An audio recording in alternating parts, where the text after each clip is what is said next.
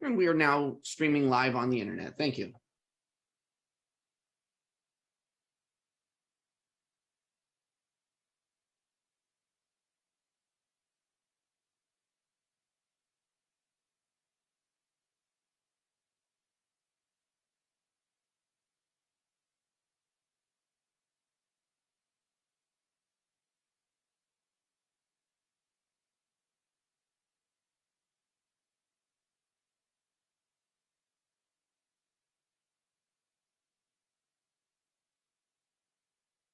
And Michelle, I see you've joined us. Would you like to do a microphone test? Good afternoon. I can hear you. Thank you.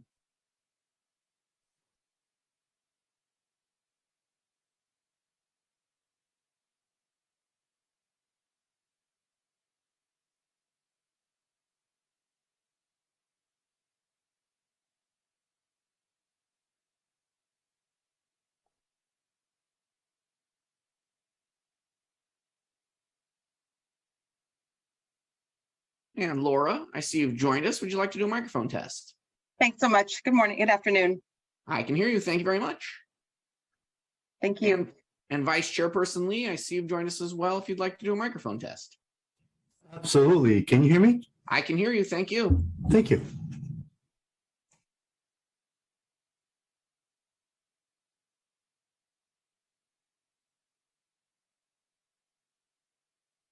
And Paul, I see you've joined us. If you'd like to do a microphone test. Hi, good afternoon. I can hear you. Thank you. Thank you. And Jeff Draper, I see you've joined us as well. If you'd like to do a microphone test. Mic check. Thank you. I can hear you. Thank you. This is Edwin. Can you hear me? I can hear you and I can see you. Thank you very much, Edwin.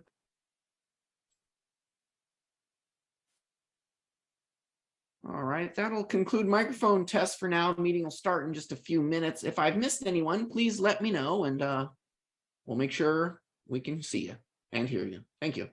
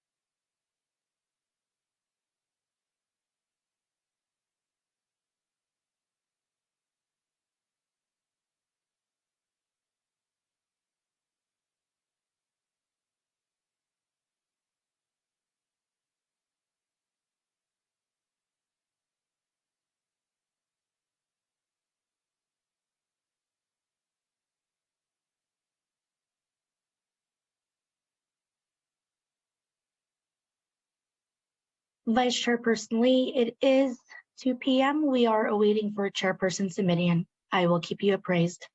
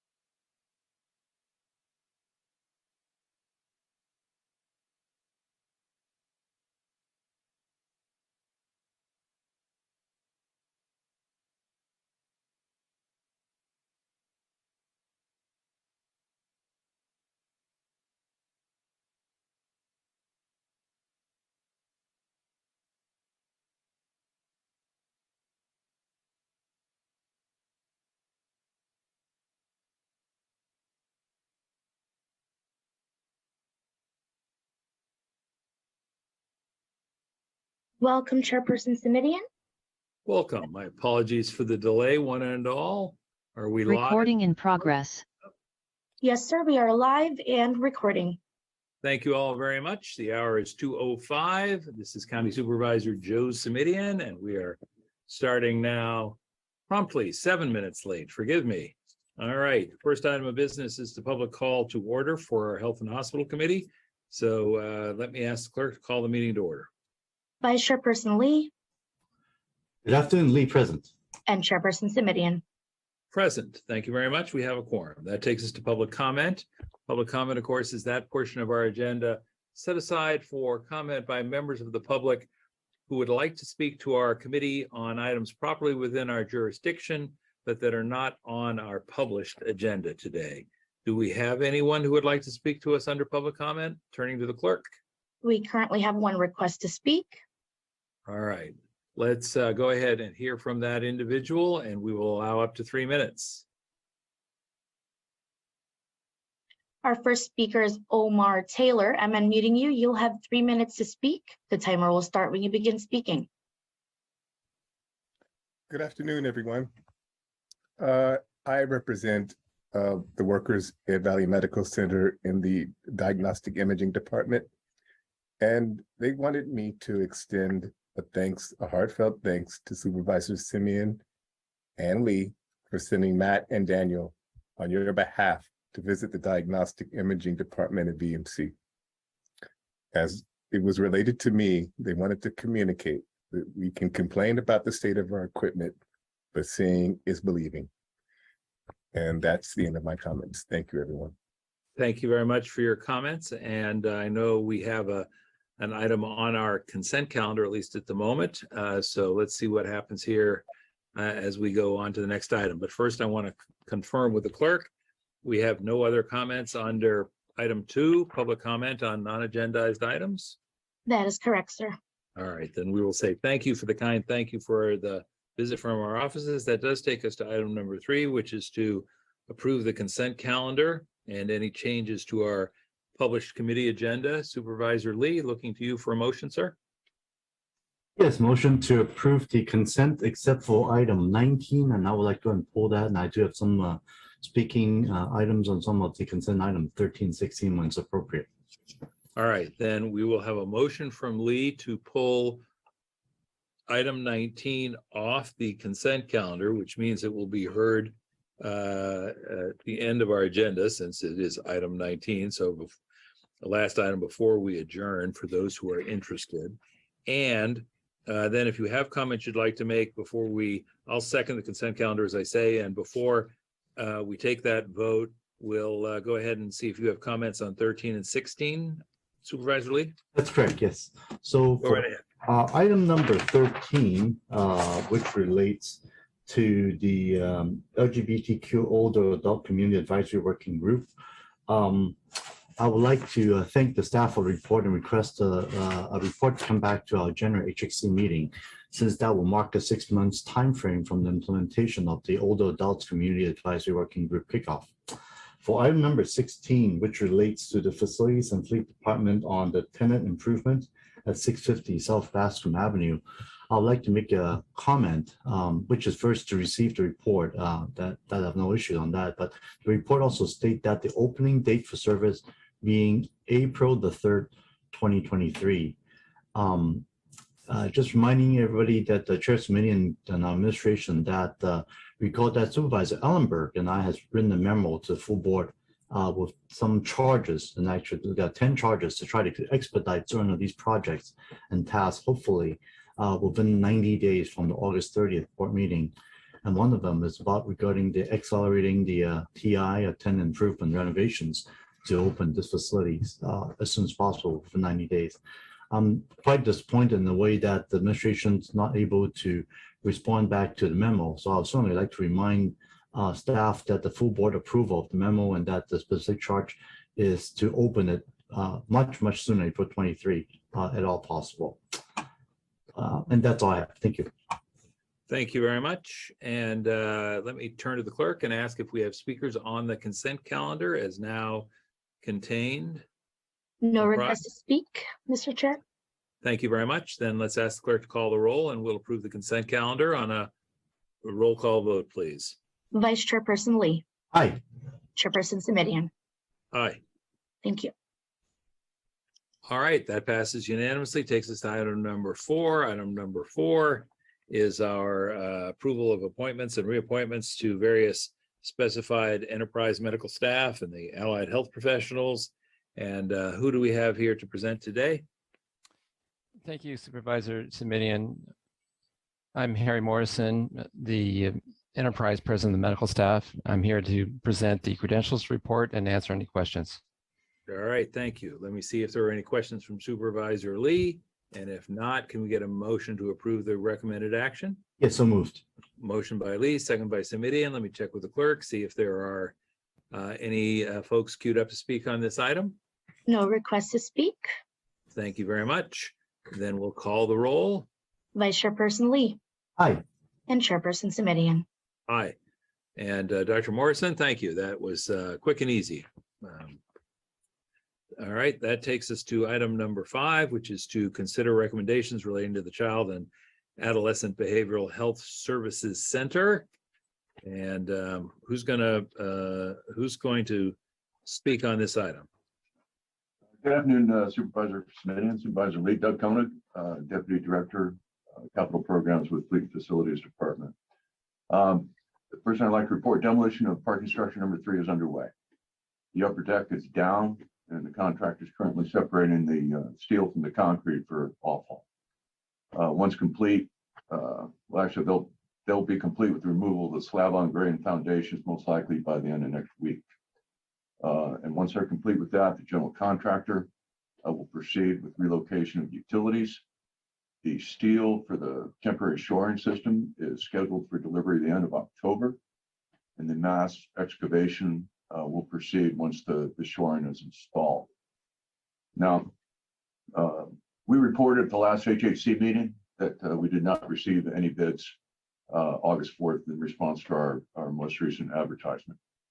Since that time, we've reached out to many general contractors with good reputations, contractors with recent HCI experience.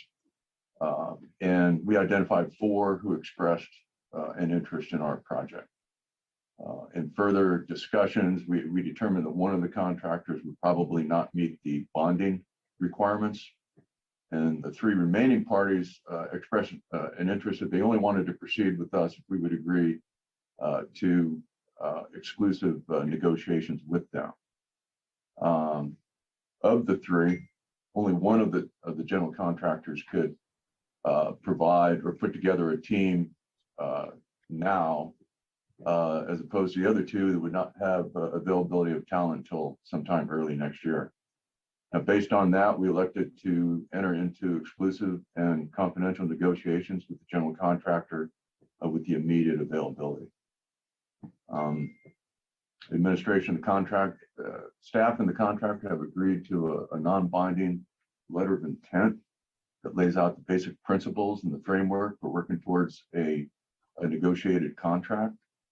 And one of the requirements for that is one of the things that the prime has promised to do is by October 3rd, they will come back to us and provide a preliminary project schedule, a cost estimate, as well as a schedule for cost certainty with which we could establish our guaranteed maximum price, procurement plan for subcontractors and materials, and also any proposed revisions to the county's project manual.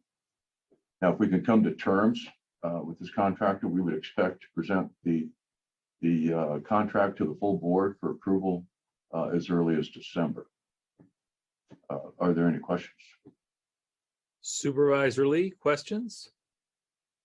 I would go ahead and wait till any public comment first and then ask any question. Thank you. All right, thank you, Supervisor Lee. Then that takes us to the clerk, and we'll ask the clerk if there are members of the public who are queued up to speak to this item. No public comment, Mr. Chair. All right, Supervisor Lee, comments, questions, or a motion? Yeah, motion to receive the report certainly, but only concern, of course, is with the October 3rd date, this coming back to us, there is certainly a possibility that the schedule as proposed by the contractor might not meet the dates that we have laid out here. So I am, I guess, concerned to make sure that if whatever comes back to us is something that's not going to delay what we have laid out, hopefully at least could meet, if not beat our current schedule. That's my only comment. Thank you. Okay, Mr. Koenig, can you revisit and just briefly recap when you believe that our Board of Supervisors would be in a position to receive a contract from a contractor for approval by the board? I think that if we get, if they provide the information on October 3rd, it's going to take at least, I would think, a month to work out all of the various terms of the agreement. And you know, the contractor is very responsive. I mean, they're very detailed. I think it was probably up to the county to stay up with them as far as responding back to their recommended changes.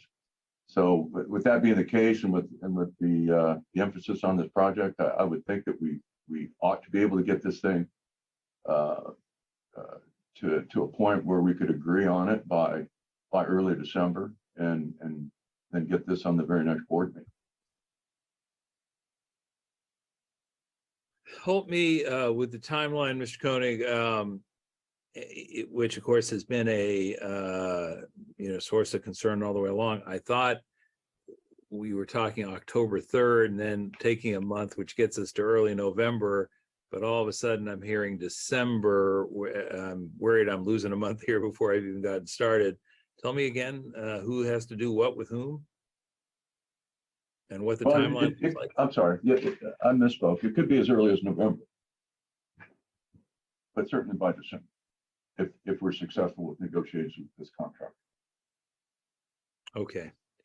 I won't belabor my continuing concern about timeline. I was very pleased to be out at the site, Supervisor Lee, and actually see the demolition site teed up for work. And it's a small consolation perhaps, but it was some consolation at least to see people in position to knock down what we have to knock down before we can put up what we are hoping to put up. All right, Supervisor Lee, forgive me, did you offer a motion to receive the report? I certainly did. And I'll second. And the clerk has indicated no speakers. Let me just double check with the clerk. That is correct, Mr. Chair. All right, then please call the roll after we say thank you to Mr. Koenig. Vice Chairperson Lee Aye. and Chairperson Simitian. Aye, thank you very much. Motion carries unanimously. And that takes us to item number 6. And item number 6 on our agenda is the report from our public health office relating to COVID-19 and Mpox. So who'll present here?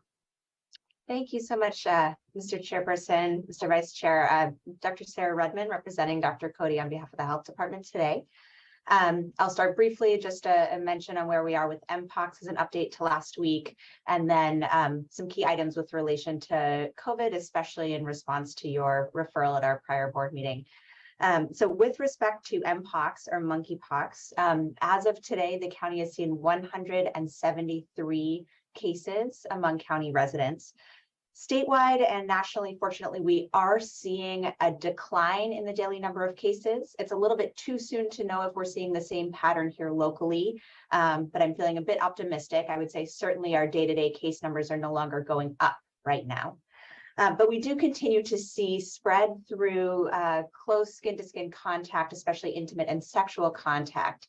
And certainly not everyone who's getting sick has had intimate contact, but we still are seeing the vast majority of cases contact through sexual exposure. So a lot of our preventive resources are focused on education and prevention around sexual transmission. And then we're continuing to see disproportionate impact on our gay and bisexual male communities and transgender communities. So focusing our efforts there, especially in collaboration with LGBT community leadership groups. I do want to make sure folks are aware that the availability of Mpox vaccine appointments is fairly robust right now for eligible populations. And those eligible populations are men and trans people who have sex with men and trans people, as well as other people who may exchange sex for survival, for places to stay or food or money. And then finally, anyone who knows they've been exposed to Mpox. That's it for Mpox, and I'll move on to a brief COVID update next. So I think most importantly, as we talked about at the board meeting last week, is for the supervisors and everyone to be aware that the bivalent booster, the booster that includes both the Omicron, latest circulating Omicron variants, as well as the original strain, are now here, approved, widely available, and recommended for everyone aged 12 and up, as long as it's been more than 2 months since their last shot. And so from here, I know the board had requested a report back on the availability of these booster doses and booster appointments across all health systems in the county. So with that, I'll invite Dr. Ahmad Kamal from the county health system to join me and share just a few slides on the current state of availability across both the health system for county health system patients, as well as other county healthcare entities. So let me just Thank you, Dr. Redmond. Before we go to Dr. Kamal, I wanted just to give you a heads up that when we hear from Dr. Kamal, I'm sure we'll have some questions for him, but I'm going to come back to you and ask you, understanding that you're a doctor, not an elected official, what we should make of the announcement in the press that the pandemic is over. And I'm sure you'll have some thoughts, but I'm going to give you a moment or two to think that one through, and we'll go to Dr. Kamal and say, welcome, thank you. Dr. Kamal, what can you share with us? Thank you, Supervisor, and thank you for allowing me to be here. I wanted to specifically talk about some of the really important issues that were brought up at the last full board meeting, specifically on 3 areas. The first is access and availability. So talking about, are the health systems in our county making bivalent boosters available to our patients in a convenient and accessible manner? And secondly, are Santa Clara Valley healthcare patients being crowded out by other patients because of lack of availability by the other healthcare providers? In terms of outreach, I wanted to talk a little bit along with Dr. Redmond on efforts at outreach, and are patients in the public aware about the importance and availability of boosters? And finally, talk about how we're doing as a county, and once again, working with Dr. Redmond on that piece. Next slide, please. So in terms of health systems making bivalent boosters available, so as is shown in the table here, each major health system in our county has received bivalent boosters. And as you can see, many sort of smaller practices as well, spread all over our county, have also received bivalent boosters. Next slide.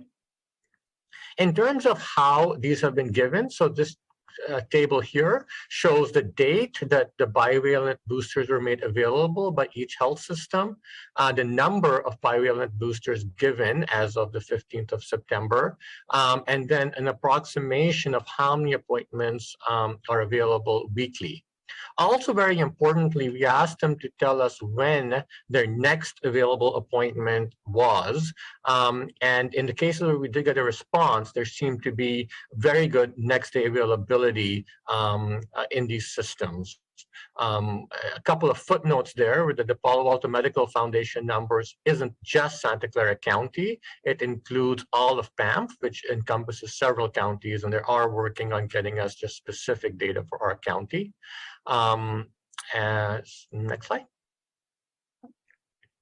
And so the other point to make, of course, is that the pharmacies, CVS, Walgreens, and others continue to be major suppliers of booster vaccine in our county.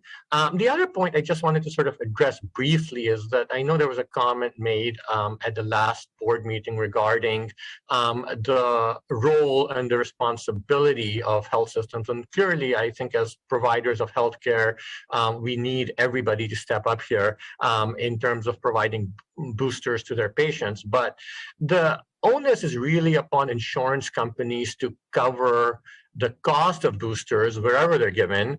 And there's really no federal, state, or local law that mandates a healthcare provider to provide vaccinations, whether it be a booster or other type of vaccine, to any patient population. And related to that point is that I did want to point out that Santa Clara Valley Healthcare collects insurance information and bills for services when patients who are insured and may otherwise get care elsewhere come to one of our sites. So it does result in some cost recovery, and we can talk a little bit more about that too. Next slide. So in terms of how we are doing in our sites and our patients being sort of pushed out by patients who, by all rights, maybe should be going to other places, what we've done operationally is we have reserved every week about 15% of our appointments only for Santa Clara Valley Healthcare patients. And they can only be scheduled either using My Health Online or Valley Connections. Consistently, we have found that the demand from our own patients has been less than this. And so then we release a portion of these appointments that are unused to the general pool, which are once again available to everybody then, including our own patients, but then also patients who maybe belong to other health systems. And as an example, in the current week, we had 3,800 slots, out of which we reserved 590, but found that there really wasn't utilization of even those 590 slots. So then we released it in the general pool. And then once we release it in the general pool, these slots do get to tend to get filled. But once again, we make sure that that doesn't happen until every Santa Clara Valley Healthcare patient has had the opportunity to avail of these slots. And if we ever get into a situation where our slots are insufficient for our own patients, we could always adjust this 15% number as we need to do. Next slide. And so just as I mentioned, if all reserved appointments gets filled, we can increase reserved appointments to ensure that no Santa Clara Valley Healthcare patient is crowded out by a patient who belongs to another health system. And in addition, we do, of course, offer bivalent boosters at all of our clinics, both as part of a clinic appointment and as a standalone service. And so to date, the county health system has given almost 4,000 bivalent boosters, out of which 18% have been given to our panel patients. Now, this sounds like, okay, well, maybe 82% of our vaccines are being given to other patients, which is true, but just as a reminder, there are patients, for example, which belong to the Community Health Partnership, who may not be paneled at Santa Clara Valley Healthcare, but still come to us for many services. There may be patients who come to us regularly who are not part of our patient panel. Next slide. And then Dr. Edmond, could you take it away from here?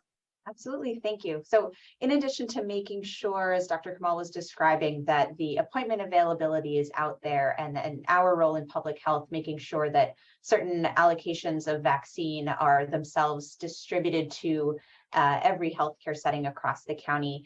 We've been doing an extensive amount of work to make sure the message is getting out there to everyone in the county, that the bivalent boosters are here. This is what we've been waiting for. This is integral to getting us through the fall and winter safely, to make sure all eligible are boosted. So the county health system is doing that by making sure that its own patients are getting automated messages when they're due for boosters, and links with how to schedule, and specific campaigns targeted at county health system patients. But public health has also been marketing much more broadly on social media, on Facebook, our web content, outreach in multiple languages, especially those most commonly spoken across the county, and in key language-specific media channels, billboards, bus ads, social media posts, and regular ads, paid advertisement on television and news. And then we're also meeting frequently with key stakeholder groups to help utilize community leadership networks to get these messages out from the voices that we know community members trust, and holding several press conferences where we're also offering a live stream and responding in real time to the questions and concerns that are coming in from there. So with these efforts, we're really hoping that we're getting the message out to people. The vaccines are here. They're vital to our safety as individuals and as a community getting through the winter. And that the best place to go is to talk to your own doctor now that we know that there is vaccine access at every healthcare setting in the county, but that the county does have access in its own delivery systems as well for those who don't have a regular doctor or can't get an appointment elsewhere. So those are our slides, and then I'm happy to stay and take any additional questions, Supervisor. Oh. Sorry, I think you're on mute. Thank you for the tech support, Dr. Redmond. Dr. Kamal, thank you very much. Dr. Redmond, thank you very much. I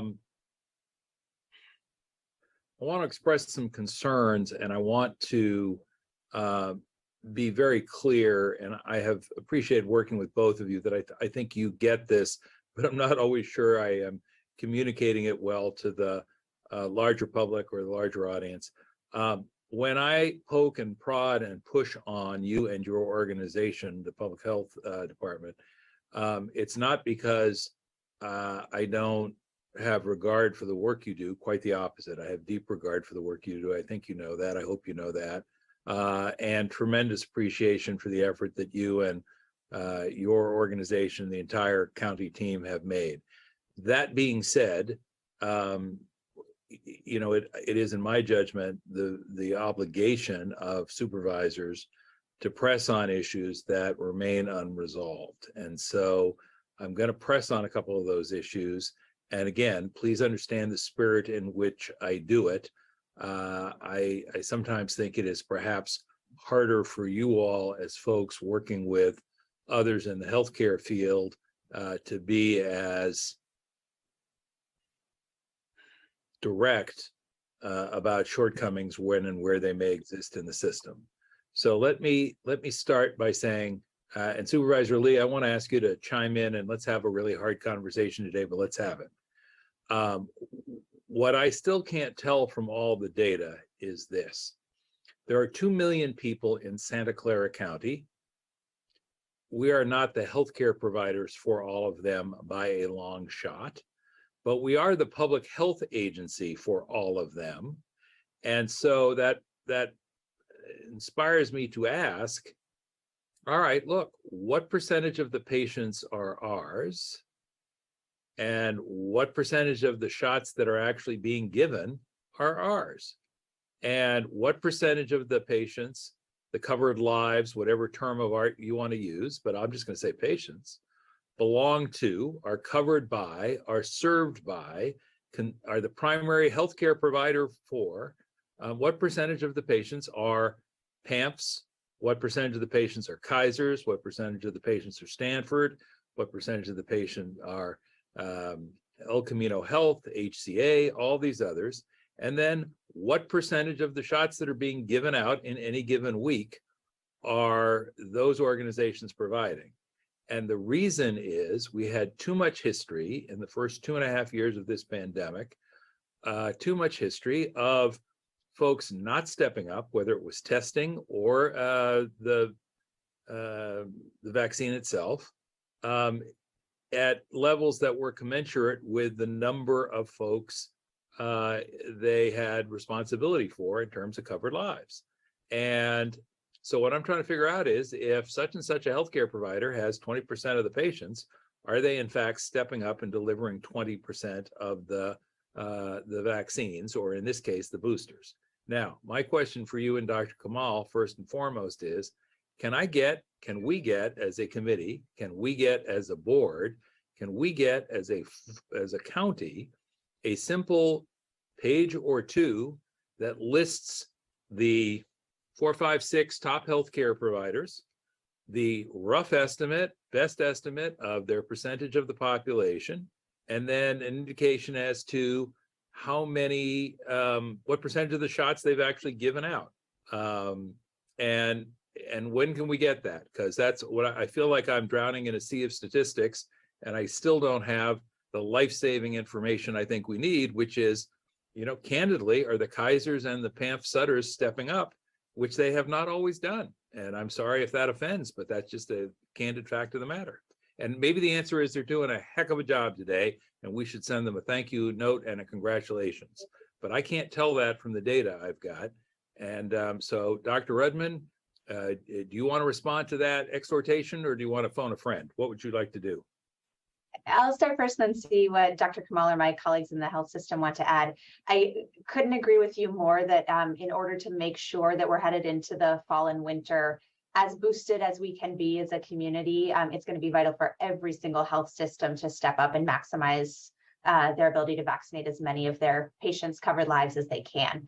I absolutely do think we will be able to provide that number, that description you requested of covered lives compared to vaccines in arms. Where we are right now in this early phase, a few weeks into having received the booster allocation, is that the state has not yet granted us access to the data system that would allow us to verify what the health systems are telling us they've administered. So we see that as part of our role in public health to just check the data and make sure what we're hearing is real. My hope is the state will grant us that access within the next week or so, and we should be able to get you and the full board of supervisors and other key stakeholders and the public the information about how these various health systems are in fact delivering the vaccine. Right now, what we know is that they've been allocated as best as we understand in line with their number of covered lives or proportion of the population that they intend to serve. And we're waiting for the data to help us verify that they're indeed doing that.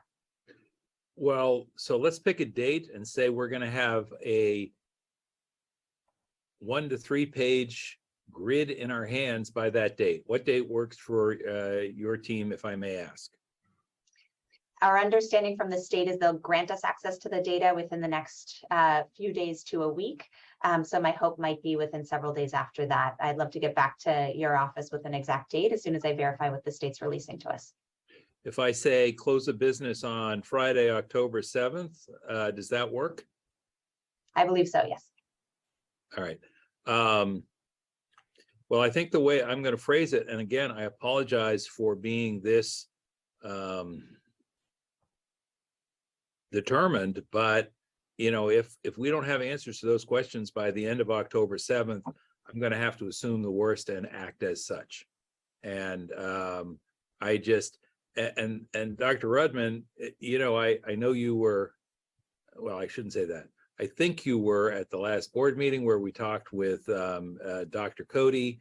We talked about why she really does not want to back away from strongly recommending masks past January, February, into the middle of March, if I remember her comments correctly, why she would exhort us in the strongest possible terms not to hold public meetings of a public body you know, through that same period of time, which will mark, as you know, 3 years. You know, I can do my level best to communicate to the communities I represent why we are, I think, obliged to listen to that advice, but I can't do it if I can't make the case that everybody in our organization and in other healthcare organizations is doing their part to get us to a better place on a timely basis. And it pains me to say this. I know how hard people have worked. I know that our organization is far from alone. Lots of folks out there who put their lives in harm's way, who worked punishing hours, but I'm not sure that corporate or the top of these organizations is always right there with the commitment to do their share. This is not a time or place for hedging. As I say, I think people have been through a lot. I know you know that. I know you've been in the eye of that hurricane, but it's time to make sure everybody's doing what they're doing. And what I heard from Dr. Cody was, Supervisor, don't take your eyes off the prize now. This is, you know, an opportunity to try and finally wrestle this thing to the ground, but not if you take it lightly. So I'm going to just say, I agree with that, and let's go. Do you have any sense, Dr. Rudman or Dr. Kamal, as to whether or not these other healthcare providers are in fact advertising, promoting, encouraging it's one thing to say, well, anybody who calls or goes online has access. It's another thing to make it the best kept secret in town and then make that same claim. And so I'm just trying to get a sense for, what you think you can validate, if anything, in the way of outreach by other organizations. I can say I know certainly of some examples of very aggressive outreach by some of these non-county healthcare organizations to make sure all of their patients understand that the booster is here, they're recommended to receive it, and understand how to do so through their own health system. What I don't know is whether that's every single relevant health system and to the extent that they need to, or exactly the mechanisms they've done that. So one of the things we're doing is offering the technical assistance to these health systems to be able to do that. But as to whether they're pushing that information out as well as possible, I don't know. All right. Well, again, this is I don't want to be howling at the moon here, but those scary months that Dr. Cody was reminding us of, December and January and February, are very close at hand. And if we've got another stay-at-home order, God help us, because we didn't do our level best right now when we could have and should have, public is understandably going to be at their wits' end. And so I would just say, as you are thinking about your work in the public health department, and as you're working with folks in these other agencies, please make sure that the stated commitment to make the booster available is matched by an actual performance and by public outreach efforts that really do both encourage folks to get the booster if that's the best medical advice, and that explain how that can be easily done. Dr. Kamal, you've managed to stay out of this back and forth so far. Would you like to weigh in, sir? I think I just want to just echo, what Dr. Edmonds said, where I think that the request you made is extremely reasonable and extremely important. As far as the denominator is concerned, which is sort of how many people are covered by each entity, since we don't have a national or regional registry of patients and where they seek healthcare, a lot of this information would need to come from the healthcare systems themselves, where they report to us how many, for example, primary care patients do they have, who reside in Santa Clara County, and so we can certainly ask them for that information. And at the same time, we'd be able to get, maybe a description of their outreach efforts, just so we can get an update on what efforts they are making to reach out to their patients. The other thing I will add to that, and I think this is not going to be news to anyone on this call, is that at some level, the county health system, we're a victim of our own success, if you will, is that, we do have what I believe, and I think what many people believe, to be the best game in town when it comes to vaccination. And over the last 2.5 years, for better or for worse, many patients and county residents have come to rely on us as sort of their first place to go when they need anything related to COVID. And once again, this I don't think absolves the health systems of doing outreach and trying to repatriate their patients in their systems, but I think that's maybe part of the reality we're seeing right now. Dr. Kamal, you've said what I think is a very wise thing. It was a piece of advice or an observation that a boss of mine gave me many years ago when she said to me, look, if you're prepared to do other people's job for them and do it even better than they would, you can't be surprised they'll let you. And there we are. And I think we've got ourselves in a bit of a quandary, because we are the public health agency for 2 million Santa Clara County residents. We have an obligation to all of them, even though they are not all our patients in our Santa Clara County VMC system. And, we went through a brief period where the county's position was that we would not be in a position to provide services to folks who were, in theory, relying on other healthcare providers. Ultimately, we pivoted to what I call the no wrong door approach. And I think that has been not only a wise approach, but the only conscionable approach in a public health emergency. That said, it does create this catch-22, this dilemma that you've just described, and that's why I'm pushing on you to push on your peers out there in the rest of the healthcare community. So thank you both. And again, I know you understand that if I'm pushing on you, it's not because I don't recognize and appreciate the Herculean effort you've already undertaken and the good work that's been done. It's because I want to make sure that other people are carrying their weight. And that if we are not successful in communicating as well as we could be or should be, that we ask ourselves why and either fix it or do something more.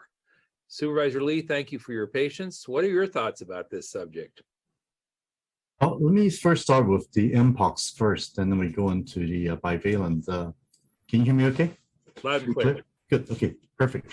So, Dr. Redmond, you mentioned there are, 173 cases so far in the county, which is still a fairly large number, even though we have 2 million people. But the good news is that you see that the daily case rate is no longer rising, correct? That's our best understanding right now, but something we're watching closely. Right, certainly. Now, so going back to those cases, so first of all, in terms of folks wants to get tested, are those tests currently being given for free, and how easy is it to get those test appointments?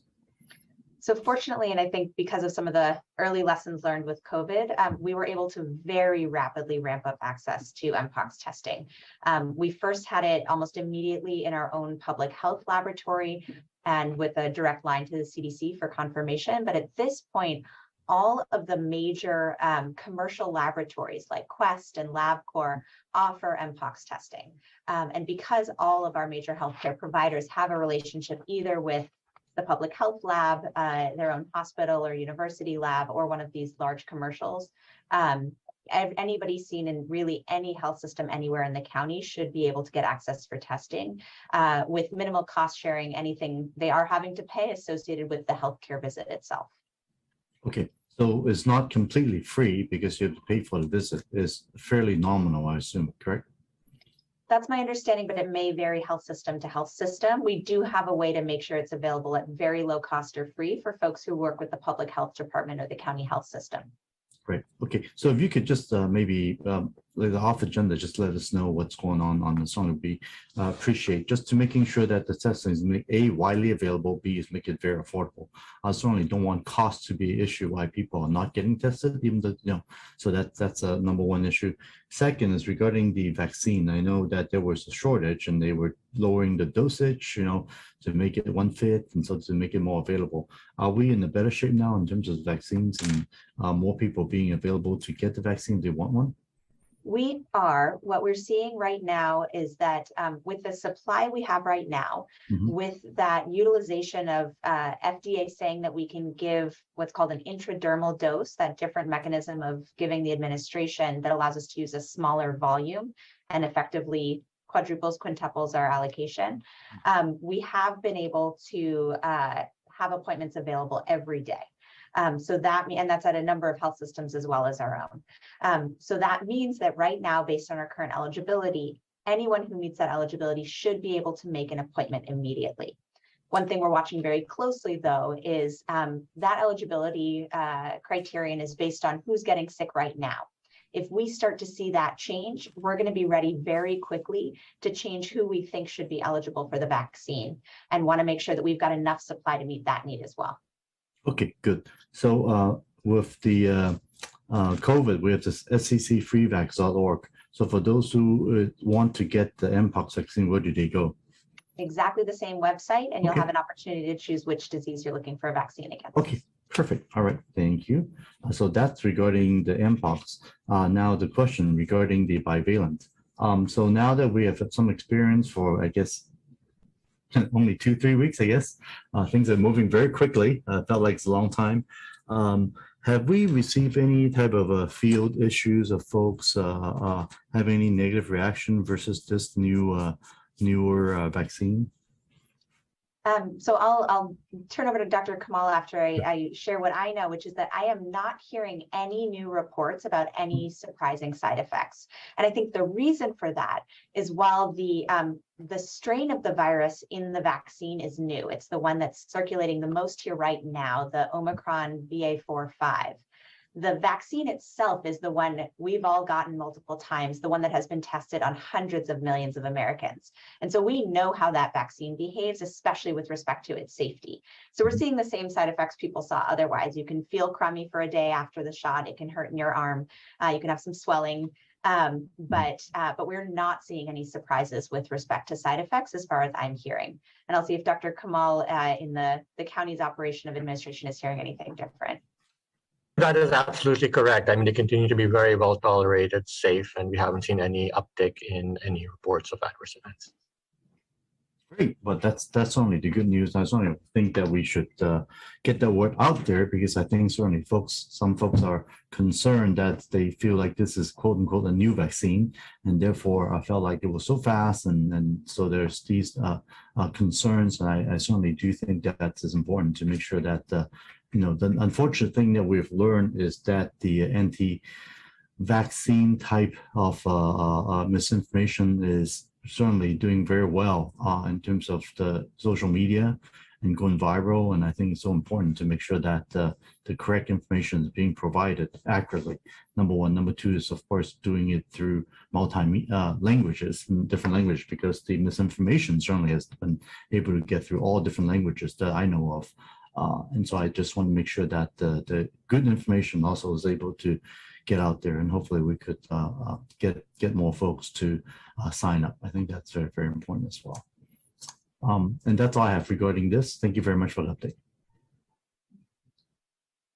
Thank you very much, Supervisor Lee. Let me turn to the clerk and ask if we have speakers on this subject. No request to speak, Mr. Chair. Thank you very much. Then we'll ask for a motion from Supervisor Lee to receive the report as recommended in our published packet. Yes, motion to receive the report.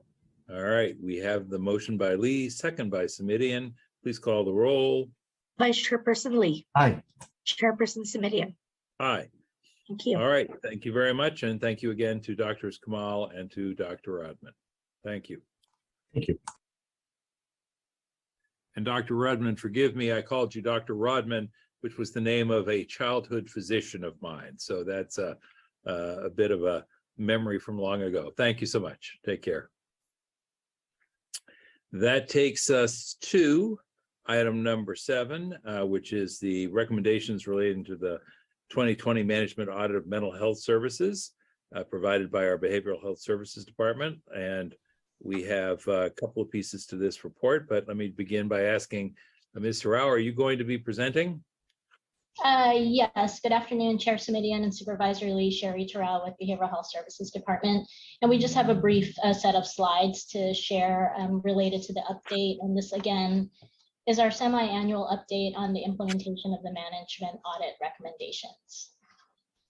Next slide, please. You can go ahead and advance to the next set of slides.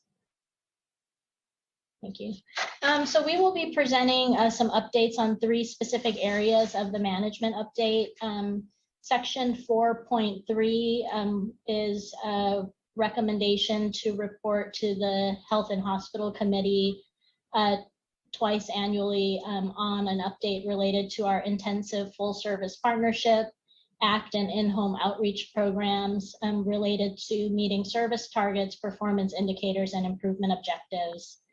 And so here you have some information related to 3 specific areas of programming. 1, the youth and transitional age youth or TAPE programs. And so we continue to have a collection of comprehensive data from all providers that will help provide a complete picture of metrics being met for youth in the transition age youth IFSP programs. Related to our adult programs, there's data for the second half of the fiscal year that indicates service targets for adult IFSP programs were slightly lower than anticipated, and there was an increase in utilization for adult full service partnership ACT and FACT programs.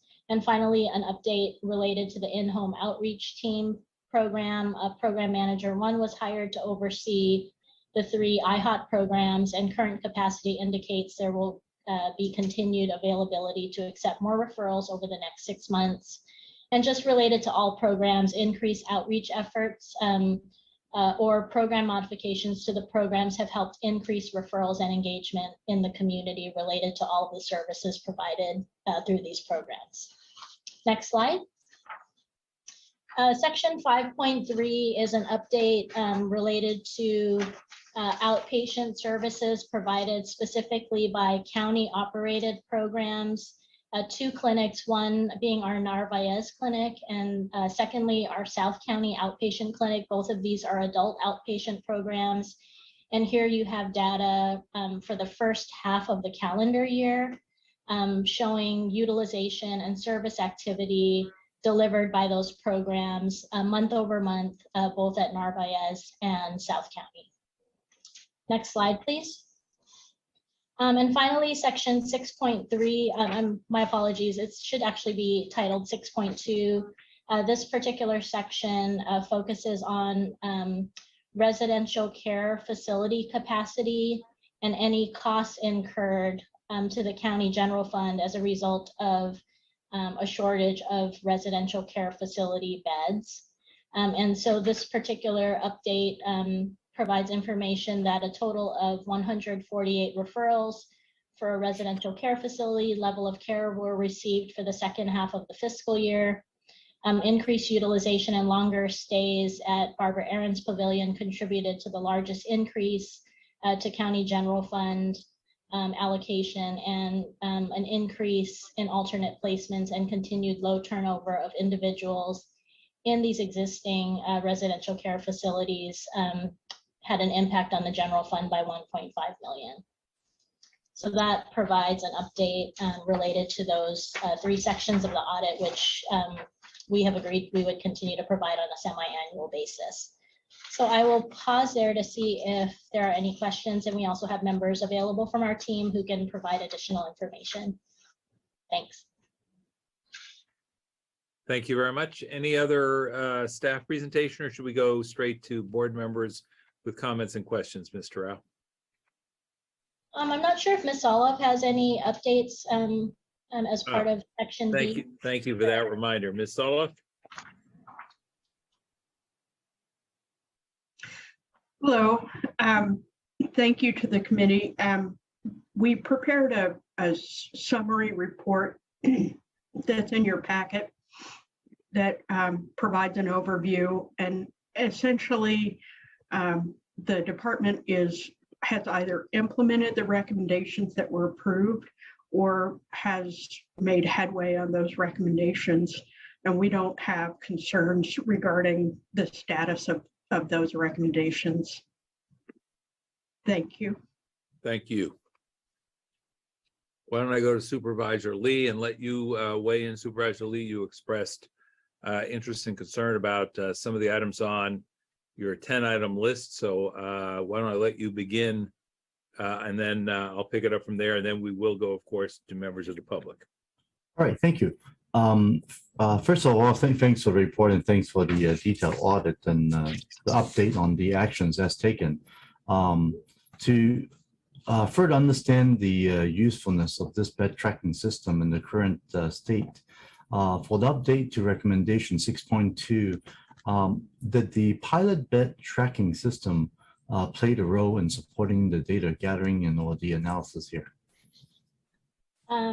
Sure, I can answer that question, Supervisor Lee. The pilot bed tracking system information was not used for the analysis for the costs associated with this report. The data that we gathered for the analysis came specifically from HealthLink, My Avatar, and Unicare, as well as utilization review team log. So there's certainly utility to the bed tracking system that was developed, but for purposes of this report back, we actually gathered the information from other systems. Okay. Now it shows that there's a 1.536, right? That was figure that was increased due to the alternate placements and also due to the low turnover of individuals in the existing residential care facilities. Is that basically expected, or is this something that you think is higher or lower than it should be? Yeah, so this is certainly something we're tracking. As we've shared during the monthly report, or well, I guess it's going to be begin to be a monthly report back on the public health crisis referral that you and Supervisor Ellenberg put forward. We're certainly tracking all of the availability of beds at different levels of care, and certainly when there's a shortage of available capacity at one level, it does in fact impact another level. So I think the figure is probably what we thought it would be, but we're certainly putting forward every strategy that we can to ensure that we're not, assuming excess costs where that may not be the case were we to have available capacity. So we're working very hard, as we've shared, to identify additional resources to create, beds at the subacute level and residential care facility level to address that. Right. So as you mentioned, the subacute care, or let's say the step down type of a beds, right? Those are the ones that I guess we are lacking in order for those who are at BAP, let's say they're finished or to a point where they no longer need that acute level of care. Right now, we just don't have enough step down beds for the folks at the BAP to move to. That's one of the problem, right? Yeah, that's certainly something we're working to address on a regular basis. So when capacity is available, we have identified patients that are ready to be moved, and we're as quickly and as expediently as possible moving patients to the level of care that they could be moved to. Right. And of course, BAP being high acuity, the cost is also higher. So we could get them to a lower acuity type of services. Technically, it should save us money in the long run, correct? Yes. Those made available, yeah. And then of course we could serve more folks. That's been waiting at BAP as well. So it's really a logistical type issues again. That's the problem we're dealing with. Okay. Yeah, so certainly expansion of bed capacity throughout all levels of care will certainly help us. And in our monthly report backs, we will continue to provide progress on that to the full board. Okay, very good. Thank you. All right, thank you. That's all I have.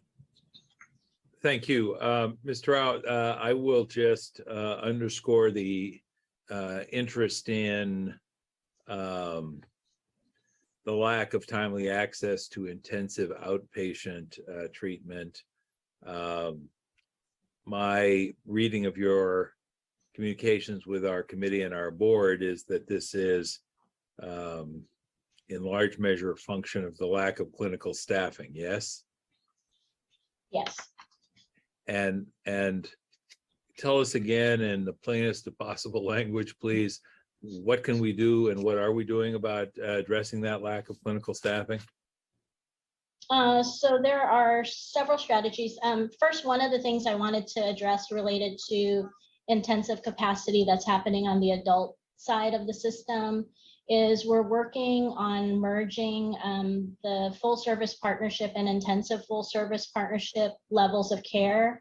So what that intention creates is a more continuous opportunity to increase dosage and length of stay. So rather than have two separate programs with two different kind of lengths of stay and dosage of service, for lack of better words, we're looking at making that more continuous, and we believe that will benefit the beneficiaries and will actually help the service providers in providing that service. So that's one of the contract flexibilities that we're working with to address capacity. Secondly, to address your question related to workforce, we have several strategies that we are working on and that we've shared with the full board. One, we are completing the process around a sign-on bonus. So that applies to county clinical positions, our psychiatric social workers and MFT positions, which would offer an up to $8,000 sign-on bonus for clinicians that take jobs in the county. We think that will be very helpful. The other piece that we're looking at, there's been comments about making sure that we are able to fully staff our mobile crisis programs. And so we're in the process of looking at and creating a different position, a crisis intervention specialist position that would have a differential related to the salary, a more specific job description that would allow individuals applying for those positions to know exactly the type of job that they would be doing, which is to be in the field and responding to situations to support individuals in crisis in the community. So those are just a couple of strategies. The other strategies that we're working on in partnership with the Behavioral Health Contractors Association is a stronger partnership with our local universities and colleges as we think about really a long-term process of how are we bringing along clinicians, developing opportunities for them to intern in our programs and create a career pathway. And then finally, what we've also shared with the board is a strong commitment to ensuring that tuition reimbursement and loan repayment programs are made available to individuals in these difficult to fill positions. So helping them repay their educational loans, as well as supporting their tuition via reimbursement. And we've allocated an amount of money that we have from the state, which would allow those individuals to receive $10,000 towards those loans and tuition. And through our conversations with the Board of Supervisors, we recognize that that pool of funds may be limited. And so we are certainly looking for opportunities to ensure that everyone who is applying for those loan repayment or tuition reimbursement can have that covered such that it would help them remain in their positions and remain as clinical providers in our systems of care. So I'll pause there. That's just some of the strategies that we're working on to address the workforce shortage, Supervisor Simitian.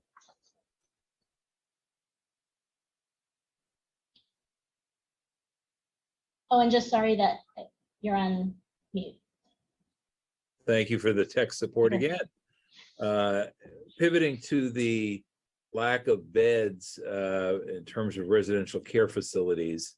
I know from time to time we have these conversations about either contracting for them or constructing the facilities ourselves. Your thoughts about that, the status of those conversations?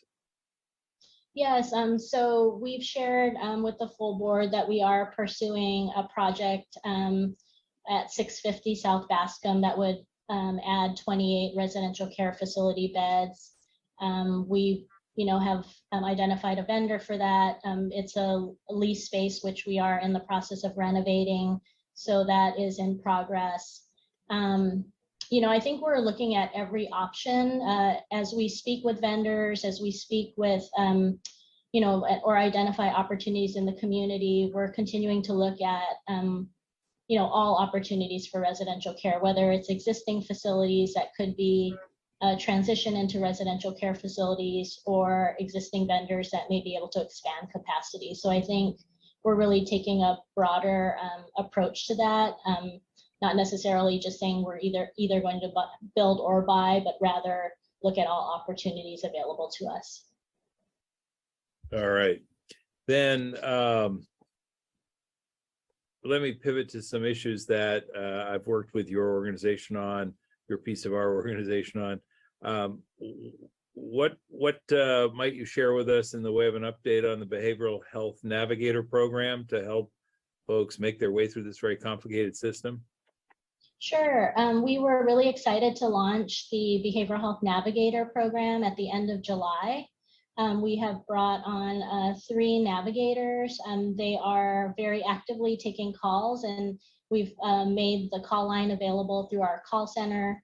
And then there's also available in-person support at our self-help centers.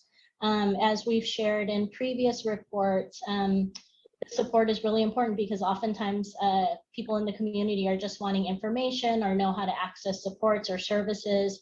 And so our navigators are available to help them with those questions. And I think you had posed a question previously, Supervisor Simitian, as to whether that is only available for Medi-Cal beneficiaries or for all residents. And we just want to emphasize that this service is available for all residents in the county. And so irrespective of your insurance status or whatever question you may have, we're here to help. And we do want to help anyone who may have a question or need to be linked to a resource. So that program is very actively underway, and we can certainly provide updates in the future related to call volumes and the types of inquiries that we've received thus far. Got it. And I want to say on the thank you, and thank you for the work I know your department's doing on addressing the issues of mental health for the missing middle and mental health parity questions that I brought to our board, and through previous referrals, we've continued that conversation or delayed it a little bit to make sure there was ample time to address it. But I really am hoping that we're going to have a substantive report back on that when the item comes back. And then I'll just close by saying one of the outcomes of our redistricting effort, and believe it or not, there's a connection to your work here. One of the outcomes of the redistricting effort was that I now have 4 of the 5 smaller cities that are considered part of the West Valley in my district, and as well as portions of the West San Jose. And it has given me the 5th city, Campbell, is in Supervisor Ellenberg's district, of course, but it's given me an opportunity to really sort of take stock. And I do think there are some regional pockets of need or sub-regional pockets of need. And I think the West Valley is one of those. So you can be expecting to hear from my office and me on that soon. And I just wanted to give you a heads up that that would be coming. Okay. Sure. Thank you. All right. Let me see what we have in the way of community comment by turning to our clerk of the board and saying, do we have folks queued up to speak on this item?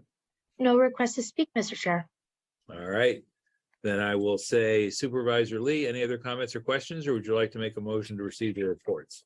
Yeah, motion to receive report. Thank you. I will second, and we'll ask the clerk to call the roll. Vice Chairperson Lee. Aye. And Chairperson Simitian. Aye. Motion carries unanimously. That takes us then to item number 9. And we're going to have an opportunity here, of course, to get a little bit of an update from Mr. Lorenz and Mr. Draper on work in connection with New Valley Health Center clinics in the North County and the West Valley. And who'd like to begin here? Paul, you want to begin, or I can begin, either way. You're on mute, Paul. Thank you, Chair Simitian. I think at this point, why don't we give you an update from a facility standpoint where we are, and then we can speak to any questions around programming. Jeff? Yes, I'm ready to go. It seems like at our North County Clinic, which is in Palo Alto, we are still planning to bring to the board on October 18th a lease agreement that would include all the requirements to move that project forward. The project, if our schedule is correct, is anticipated to be complete by at least November 2024, if not earlier. The landlord is certainly inspired to finish earlier so they can start collecting their full rent. At the West Valley Clinic, which is over at the De Anza campus, we have a meeting planned on September 27th with the president's office. They're certainly have expressed to us they are interested in exploring options, and we're looking forward to having that discussion so we can finalize what the terms of the LOI, the letter of intent, are, and what form the agreement might take. And I'll stop with that. All right, thank you. Mr. Lorenz, and I see Ms. Hanson, our Chief Operating Officer, on my screen as well, or at least her square is there. I have had a chance to talk with Mr. Draper about moving forward in these efforts to develop something at the West Valley, in the West Valley at the De Anza campus. As Mr. Draper has noted, this is one of those happy times when all parties seem genuinely enthusiastic about the prospect of collaborating. Certainly I've spoken with both Chancellor Minor and for Foothill De Anza, and then President Lloyd Holmes at De Anza, and they're gung ho, and the board, of course, for their Foothill De Anza district was in fact the source of the first notion that this might be a good idea. So my concern is that we not just let the back and forth of two organizations who don't have a whole lot of experience working with one another delay us. Mr. Draper knows, my concern was, we finally got a letter of intent off to the folks at Foothill De Anza on June the 30th. They had a question or two, so now we're going to have a meeting on September 27th, and I'm sitting here thinking, really, 3 months goes by, and that's a long time when we could be making progress. So anything we can do to institutionalize the communication, routinize the communication, to make sure, this is a creative undertaking. There will be challenges. Some of them will be hard, but I feel like right now we're not moving as expeditiously as we might, just to sort of get ourselves started. So, Mr. Lorenz, I see Ms. Hanson's hand up, so let me go first to her and then see if Mr. Lorenz would like to weigh in. Ms. Hanson? Oh, thank you, Supervisor. I actually wasn't intending to raise my hand, but did just want to make sure that, I was here listening. This is one of many items that I'm in the process of coming up to speed on, and will certainly work to support FAF and the health system on accelerating this to the extent possible. But I will defer to Mr. Lorenz on this. All right, Mr. Lorenz. Great, thank you, Supervisor Simidian. So one of the things that Jeff Draper and I have spoken about is that we need to run many of the different aspects of this project in parallel, meaning that from programming to making sure that we're communicating what services and how we're going to go about addressing any type of service agreement as well. So while we're working on the facilities agreement and contract, we're also working to ensure we move forward with the programming and service agreement in parallel. So that's an example of how we're going to try to accelerate the project and keep it moving as quickly as possible. I think to your point, I think the conversation on the 27th is going to be key, so that we can make sure that we understand kind of what their challenges are, or potential areas of concerns are, so that we can address them as quickly and as soon as possible. I think the key here is as mentioned, is to get the agreement regarding the facility on the campus tied down as quickly as possible. And I think that will then be the launching point for which we can then have a clear timeline for you. All right. Supervisor Lee, any comments or questions? Yeah, thank you very much. The information, first of all, thanks for the report, Paul, and I think it's certainly helpful to know where we're at. I guess the concern we really have is just the timing of how long it'll take to get these things done. I think as far as the Palo Alto one, seems like we have some good dates. As far as the West Valley one, as far as the one at De Anza, I think the concern is that things are not moving as fast, and I certainly want to make sure that if there's any misunderstanding or red tape in the middle as to who does what, I really think that given how positive this whole project is, I really think that there's a lot more motion. We need to push a little harder to get this moving. I think that's mainly my takeaway I want to say. And I think the Supervisor Simidian has already alluded to that, and I just want to be a backup singer on this one, that we really want to see this De Anza project moving at full speed. Thank you. All right, thank you for that. Let me check with the clerk, see if we have anybody who'd like to speak under public comment. We have one request to speak. Let's go ahead and hear from that member of the public, please. 2 minutes, please.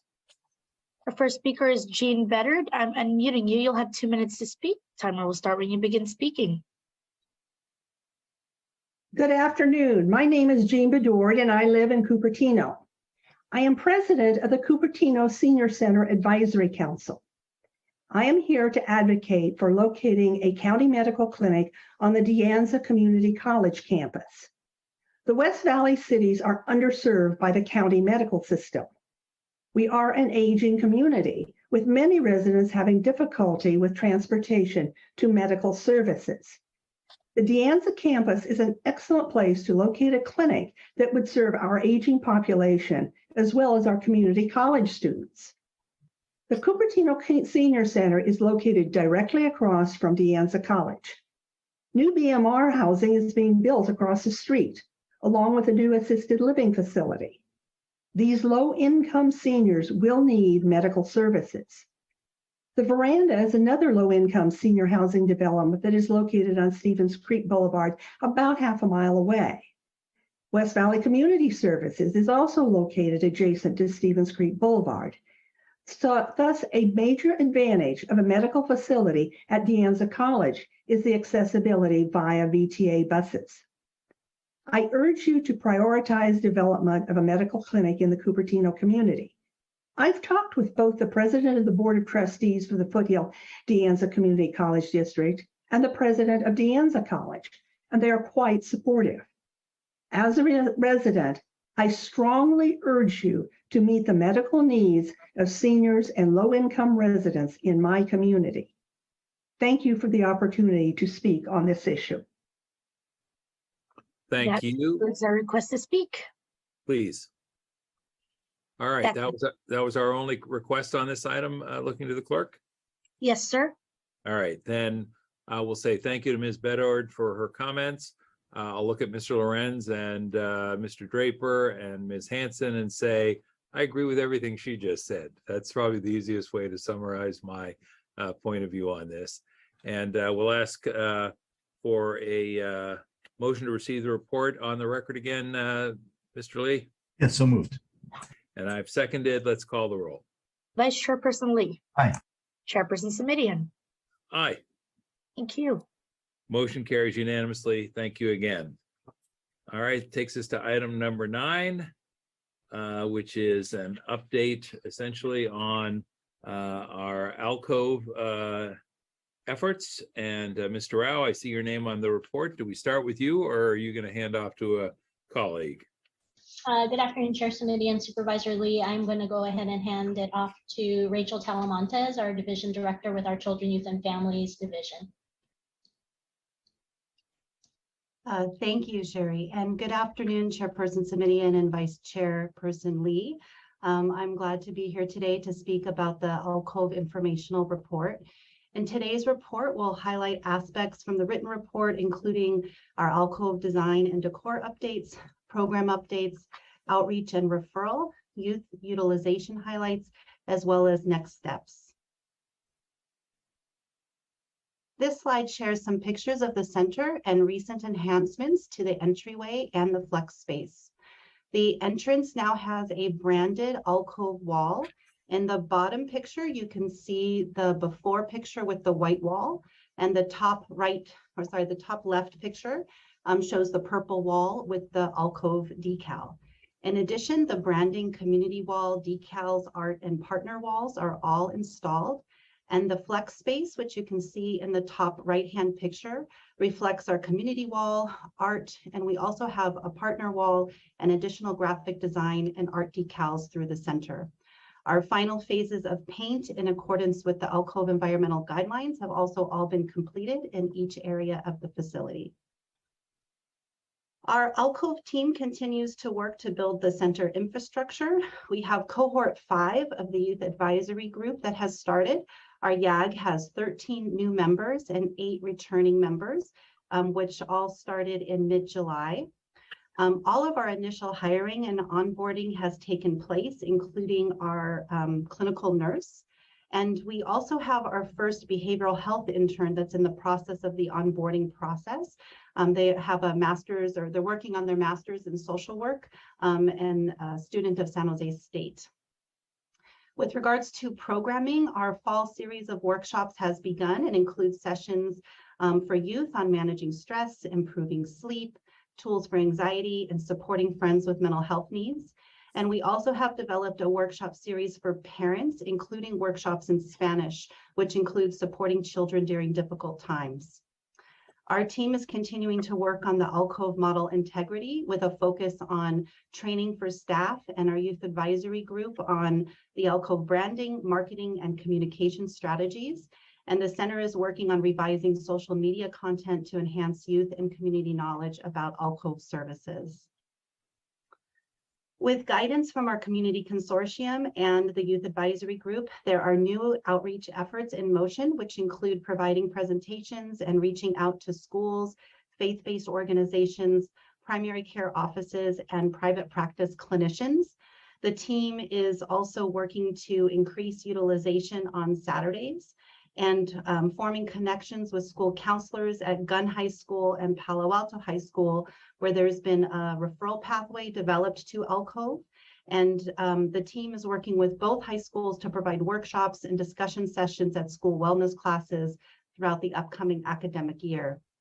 The team is also engaging with Los Altos and Mountain View High School to build awareness of alcove and to ensure that students know that alcove is a resource. And our team and the youth advisory group continue to attend a variety of community events. Recent events include the YMCA Palo Alto Health Fair, the 2022 Minority Mental Health Awareness Resource Fair. And also the team is connecting with Alta Housing to support affordable housing needs, and Pangea Legal Firm as a connection for youth and families that recently immigrated to the United States. We have our data from June 25th, 2021 through August 10th, 2022. During that time frame, we have had 355 youth visit Alcove Palo Alto. 259 of those youth have enrolled in a specific service stream, either peer support, mental health, education, employment support, and or medical, physical health services. And often they're enrolled in more than one specific stream. We've had 180 youth request and receive mental health services. 181 youth have connected with peer support, and about 25 new youth are joining the center each month. And with the start of the school year and our outreach efforts with the various schools that I mentioned earlier, we anticipate that our growth rates will increase. We've had 66 youth attend our alcove workshops. And thus far, youth are reporting being very satisfied with the services that they are receiving. So 95% of youth report feeling satisfied with services, and 100% of our youth are sharing that they feel heard and understood and respected by alcove staff. Our key next steps include approval. We're waiting for approval for a one-year extension to continue utilizing existing project funds.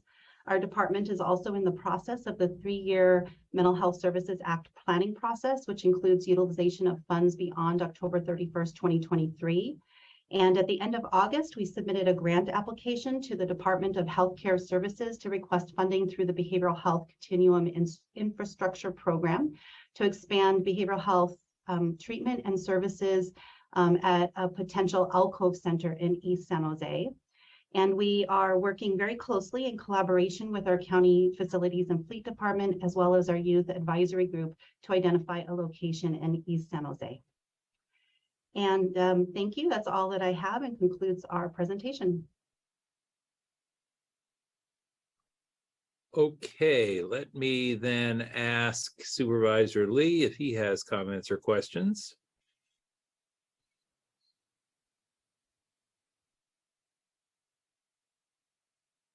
Okay, sorry about that.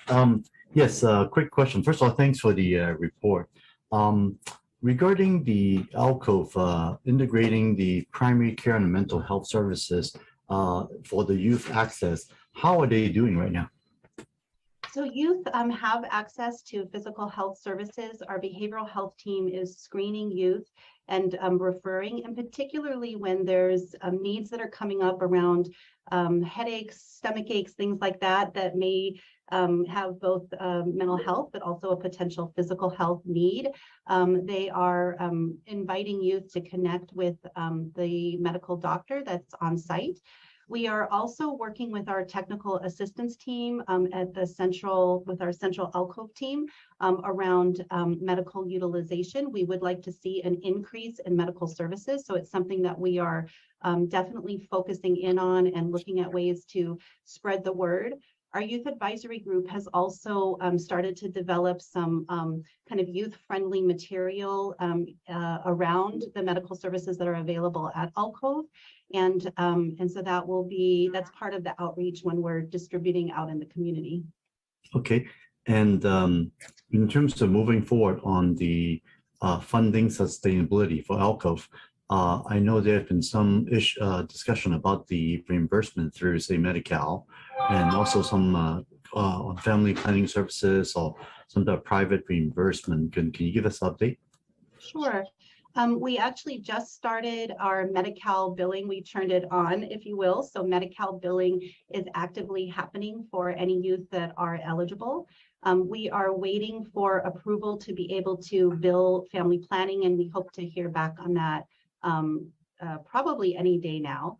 And then with regards to private reimbursement, the Mental Health Services Oversight and Accountability Commission, they have hired a consulting firm to provide support across the entire Alcove network. Because as I'm sure you're well aware, this is an item of interest, not just for Palo Alto, but across all of the Alcoves in California. Right. And there's certainly a lack of educational spots or training facility for mental health overall and behavioral health, as we all know. And I believe there is some type of a movement to use Alcove as a training site. Is that correct? So we do have actually our first behavioral health intern is just in the process of onboarding. They're a student from San Jose State. So the idea of thinking about the use of interns and trainees at Alcove for behavioral health services is absolutely what is in motion. But yes, that is definitely part of the work that we're doing. Okay, great. And I certainly do hope to hear better news regarding the opening of the San Jose site after all the facilities issues that they suffered. Got, I think it was water damage that was significant and all that made it practically non-usable. So hopefully we could find a new site and get that back in operation. Thank you. That's all I have. Thank you. Thank you. On the Palo Alto site, I'm obviously pleased that we've been up and running for, gosh, a year now. I do think the I'll call it the pivot to emphasis on outreach is timely and important. And anything my office and I can do in that regard, please. I know you can ask us, and we're happy to help. Two points. One is really more by way of an exhortation, and then the other is a question, at least to begin. The exhortation is, I think we have some outreach work to do in communities near Palo Alto. So I'm thinking Los Altos, Mountain View, Los Altos Hills. And I know transportation is an issue, particularly when we're serving a younger group of clients, but one of the benefits of this particular site on Middlefield is it is relatively easy to get to, relatively easy to find. A youngster living in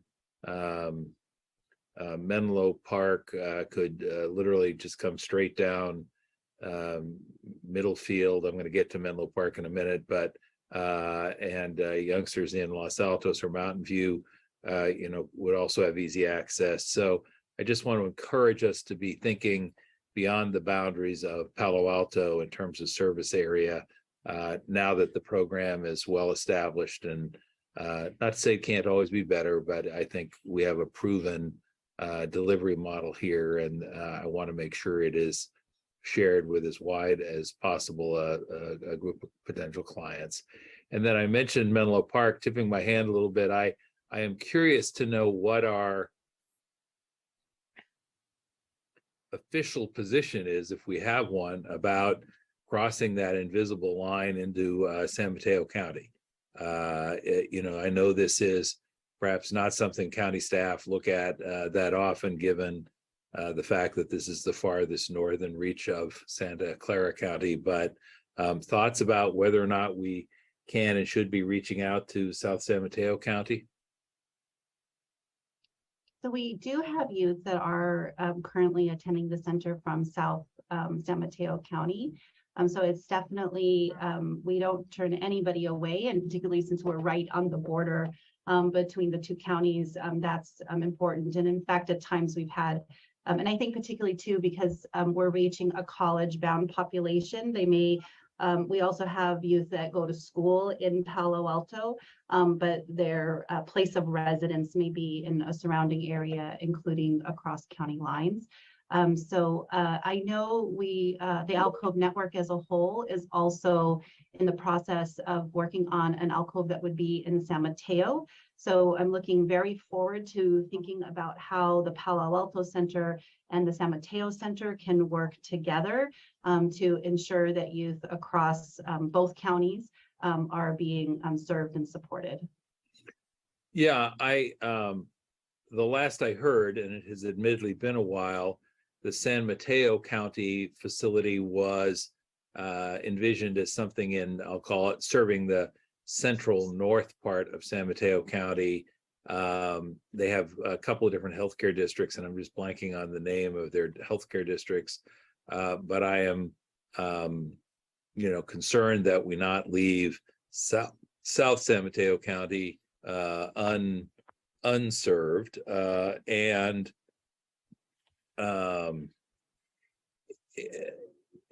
Are we currently marketing at all into South San Mateo County? Is that part of our plan? I know it's a little bit, out of character to be asking about marketing across a county line, but to your point, if we've got young people who need the help, I want to make sure it's accessible. And, this is, after all, a joint enterprise with the folks at Stanford who cross those county boundaries as well. Anybody else want to weigh in?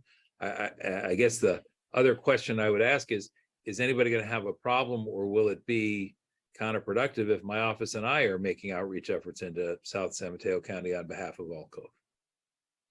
What I will say is we will not turn anyone away. And I do think that the larger kind of efforts around Alcove marketing are reaching South San Mateo County from the standpoint of social media, the billboards, the bus ads, the different kinds of things that are around in collaboration with Stanford as well. In terms of more targeted outreach into South San Mateo County, I certainly think that's a discussion we could have. I don't know if Zalia or Sherry have any additional comments to that. I think what I would want to add here is that, for example, Rachel just shared that we just turned down the Medi-Cal billing for those youth who are Medi-Cal eligible. I don't know that we would be able to do that for youth, for example, who are Medi-Cal beneficiaries of San Mateo County to receive the services in Santa Clara County. It would bring on some complexities that we would have to look into. All right. Well, I'm going to ask my office to follow up with you. And even as we say thank you, as I was indicating earlier, if you do good work, people are going to ask you to do more of it. And so thank you for that.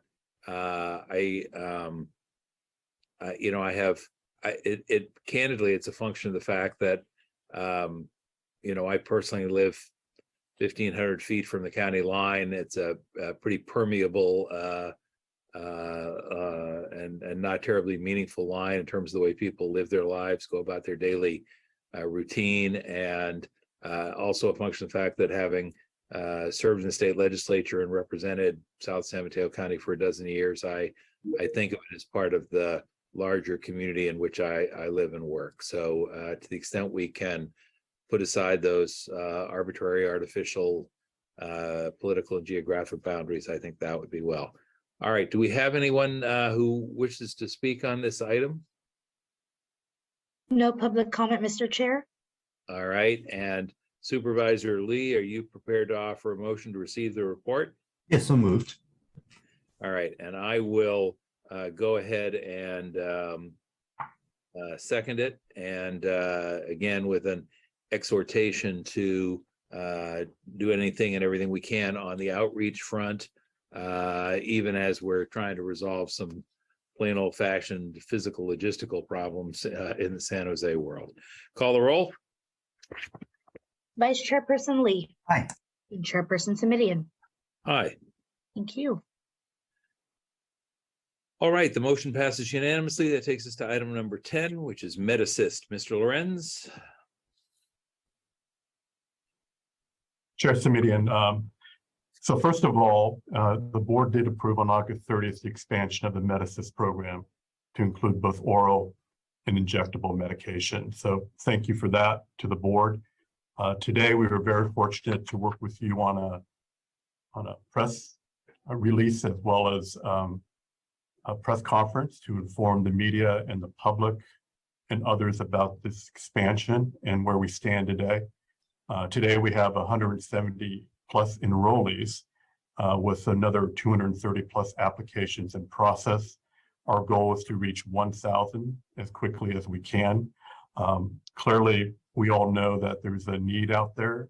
What we need to do is connect with those individuals to further support them. To that end, we are going to further our efforts to inform the public through various communication means, both social and other streams, if you will. And again, I want to thank you for your support and the well-attended press conference today. Thank you. I will just say I have been a little bit troubled and very perplexed that a program that has been as carefully crafted as this one, and that frankly is quite accessible to folks of middle and even upper middle income, and that has the potential for folks at the lower end of the income stream to get very significant reductions in costs, hasn't drawn more interest. And that tells me we just, as you just said, need to find additional and better ways to connect with folks who would be the potential beneficiaries. So let's stay at that. And the one point I would make just publicly in this meeting is we had a number of folks today at the press conference from our local government colleagues, cities and school districts, many of whom were interested in helping us spread the word. And I think what we know is that, folks have their own local networks and that they are trusted networks. And so to the extent that we can tap into other people's networks instead of trying to bring our network to bear on their world, that may be a resource that we haven't fully yet realized the benefit of. I was just before the meeting noticed on my email chain here, I've got folks in both Palo Alto and in the Mountain View Los Altos school district who are talking about how they can help advertise the county efforts that we saw this morning. So we'll keep at it, and marvelous program. So let's make sure we make it well and widely known. Thank you again for those efforts. And let me turn to Supervisor Lee, see if he's got any comments. Yeah, certainly. I think it's a great program.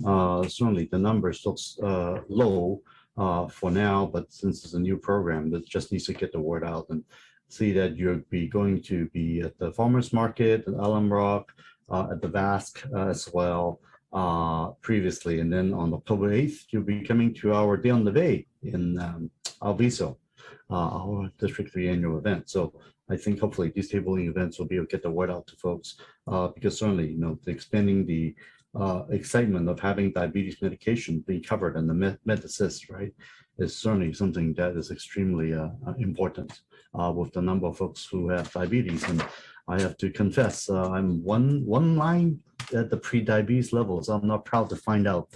So it's only something that is very important to get the word out to folks how important to prevent getting there. And I'm trying to avoid sugar and do more running these days. At the same time, certainly, thanks for this. So appreciate the report, and hopefully this will get the word out and more people will sign up. Thank you. Thank you. Supervisor Lee, can I get a motion to receive the report? Yes, so moved.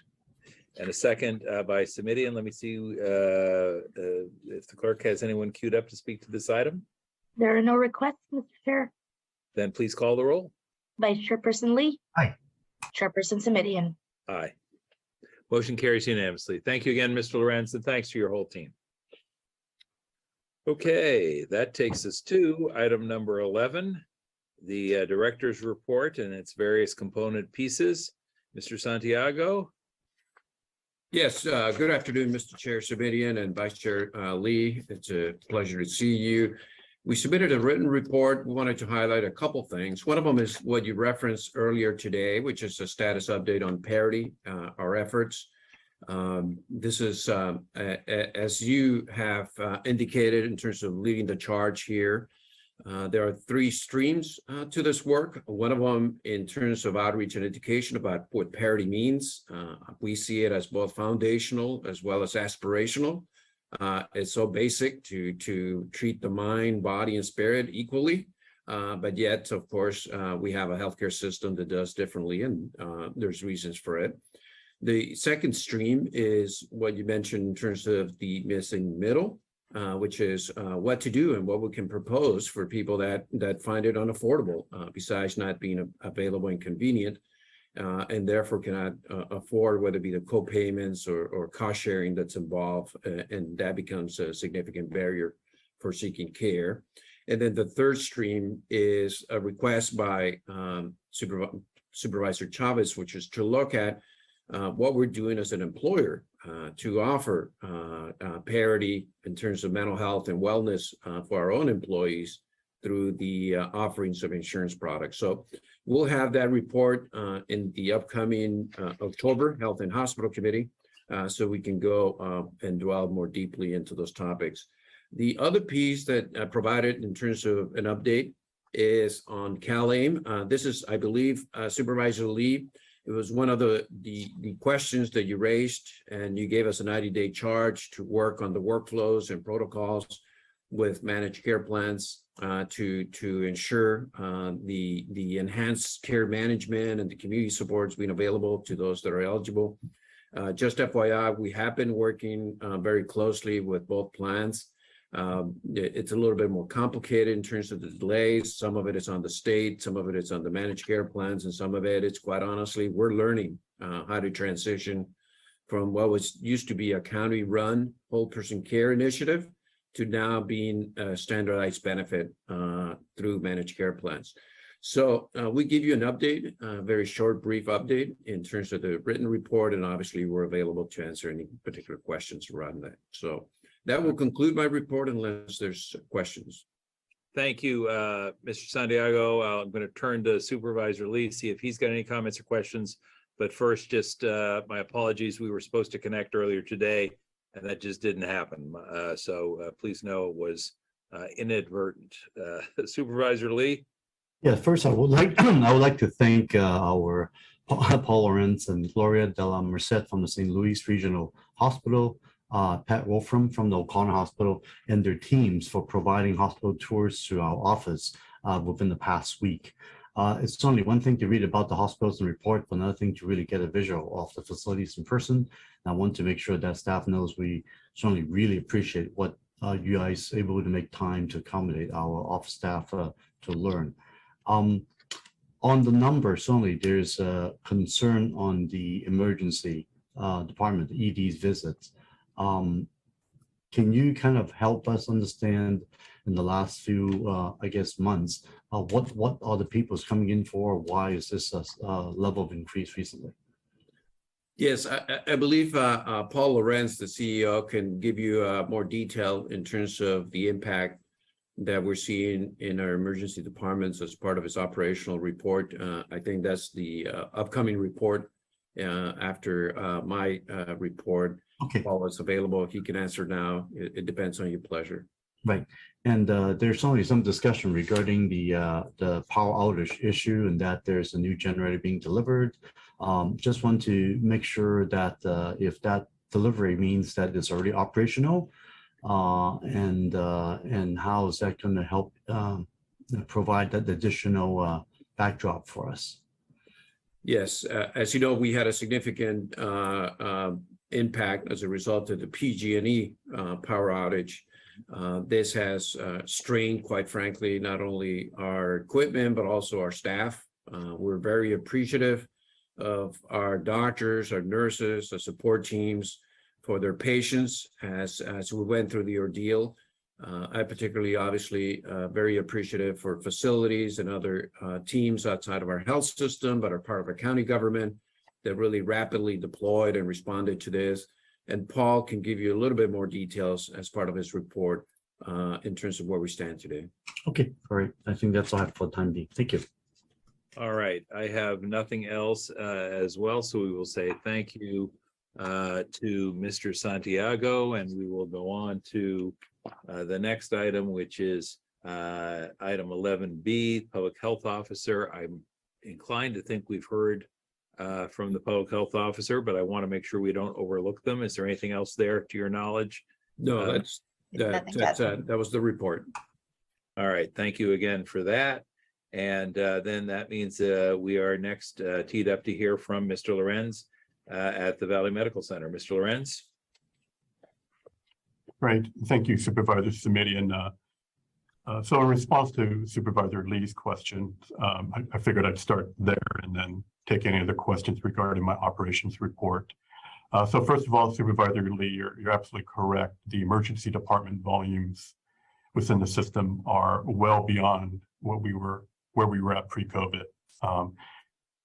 And primarily that volume you're seeing at increases at St. Louis Regional Hospital and O'Connor Hospital.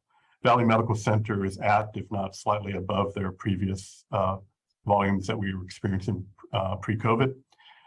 I think what you're seeing is a couple things. One is that I think people have now understood the availability of these services at these two hospitals. I have confidence in the care that's being provided at those two facilities.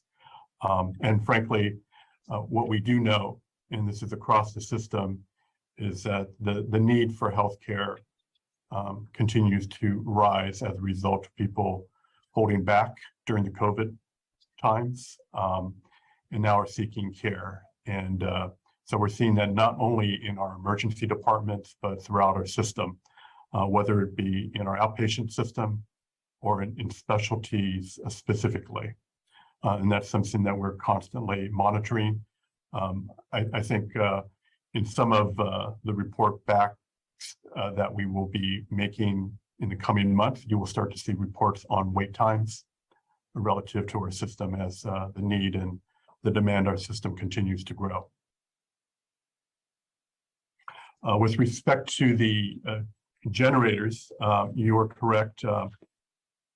During the PG&E outage, the area which covered both O'Connor Hospital and Valley Medical Center, we did have some challenges at our facilities. Specifically, one of our main generators did go down. That generator was tested that morning. So that gives you, a sign that we really do have to look at our redundancies relative to our power backup. And that is something that we are currently doing. We're not only assessing the three hospitals, but all of our outpatient facilities. We do have a generator that is on the premises as a backup to the backup to make sure that we don't have a repeat of the incident that we had during that PG&E outage. I would also say that we are working with the county exec's office, with Greta and her team, to make sure that PG&E understands that having two major hospitals on the same grid is not ideal, and obviously does pose some challenges for the county to provide health care in an event of a disaster. So that's something that we are looking at as well. But in the meantime, we do have backup to our backup generators to ensure that we remain operational and we do not have a repeat of what we experienced before. Yeah, thank you, Paul. I think I kind of requested that maybe I could give a little bit more detail. What I was looking for is if we could get maybe have a closed session report on like a diagram to explain how the ones that got failed and what are the procedure we're taking to try to get those covered. Given there's some security concerns, I believe it needs to be a closed session, and I'll let the county council to explain what it doesn't need to be. But I think this is something I certainly want to understand myself. Maybe once I get that, maybe I'll do a site visit to understand how these are working. My previous life in Iraq, I actually worked with generators, delivering generators to help the Ministry of Foreign Affairs after they got bombed and getting that up to speed. So I know a little bit about generators, and some of them are fairly large. I mean, the size of a container, containers, how big those things are. And of course, that's probably some of ours as well. So we learn about what we're doing and just want making sure that that we've got the eyes and ears and the resources to make sure that this, like you said, this is one of those things that you do need not only secondary, but probably a primary, secondary, or even tertiary backup to make sure that it just can't afford to fail, right? So I think it's important to make sure that we have that. So I appreciate if we could get that. And then the second question I want to delve into is regarding some of the wait time of the ambulance offloads of some of the facilities. I guess the good news, let's start with the good news, is like, for example, St. Louis has got wait time of around 10 to 12 minutes, which is great. The bad news is, of course, if you look at some of the places like BMC, the past few months, we're talking about anywhere from average 49 minutes to over an hour and 10 minutes, which is really, really high. And so, of course, these offloads are going to the ED, right? So I just want to see if there's any way in the works how we could do a better job on tackling it. I mean, the other ones, 20 to 30 minutes ain't great, but certainly these numbers are doubled, right? So I'm just trying to see what efforts you've been working on trying to significantly reduce these hours, these times. Thank you, Supervisor. So we are always looking at how we can improve the patient flow through the emergency department, both to the time of discharge, to the time of admission to the inpatient unit. One of the biggest challenges that you will note in some of the reports coming from EMS are the distribution of patients to the facilities throughout the county. And Santa Clara Valley Medical Center being the safety net hospital and also operating one of the emergency psychiatric units do get a disproportionate number of individuals that have behavioral health issues that are on 5150 holds, as well as individuals that have other behavioral health needs relative to their medical care. So that is one of the factors that we struggle with, frankly. And I think, as you've alluded to and as have pointed out, regarding BAP and EPS, those volumes that we're experiencing in both of those facilities are extraordinary. And so we have a couple strategies, overall strategies that we're undertaking. One is internally, how do we move patients through the hospital, given the patient population that we're seeing, including those that have behavioral health and psychiatric issues. But I think the other issue that you very well know, and I think the board now has a greater appreciation for, is how do we improve on the continuum of care for individuals that present with behavioral health issues, both in terms of acute psychiatric needs, but also ongoing placement issues within our community. Those two are where our focus is at. The other issue that I think you're also aware of is that the board has approved the expansion of our emergency department. So operating one of the smallest facilities relative to emergency care in the county with 24 beds and 4 trauma bays, in comparison is to the number of patients that we serve, is very small. And I would only add that that does not diminish the care. It does present challenges in terms of wait time, but your staff at Valley Medical Center and Emergency Department, and as you well know, because I know you've toured there, do a phenomenal job in caring for our patients in the community. I certainly think the quality of care is still very high due to the fact that we really have very dedicated and passionate staff and nurses and at the facility. So certainly that's the good news. But I guess the not so good news is we really need to find ways to go back to, again, I always say a lot of times it's not a medical issue, it's a logistical issue, right? At the end of the day, it's just really how do we widen that bottleneck in order to get the flowing through being better handled, instead of people having to wait around for all that extra time, especially when we're dealing with the emergency department, where obviously there's some of them will have some very urgent situations. And I know, like you say, ambulances, I guess before they come in, they usually have some type of a report, so they got typed in those information before the ambulance even arrived at the hospital. So I guess through that, there's some prioritization you could do, so that if there are folks that truly need to get in ASAP, you could actually prioritize that, right? So that's still ongoing, correct? That is correct, and we do look at that. And if you look at the times in which the patients are waiting and the severity of the condition, that is absolutely something that we take into consideration.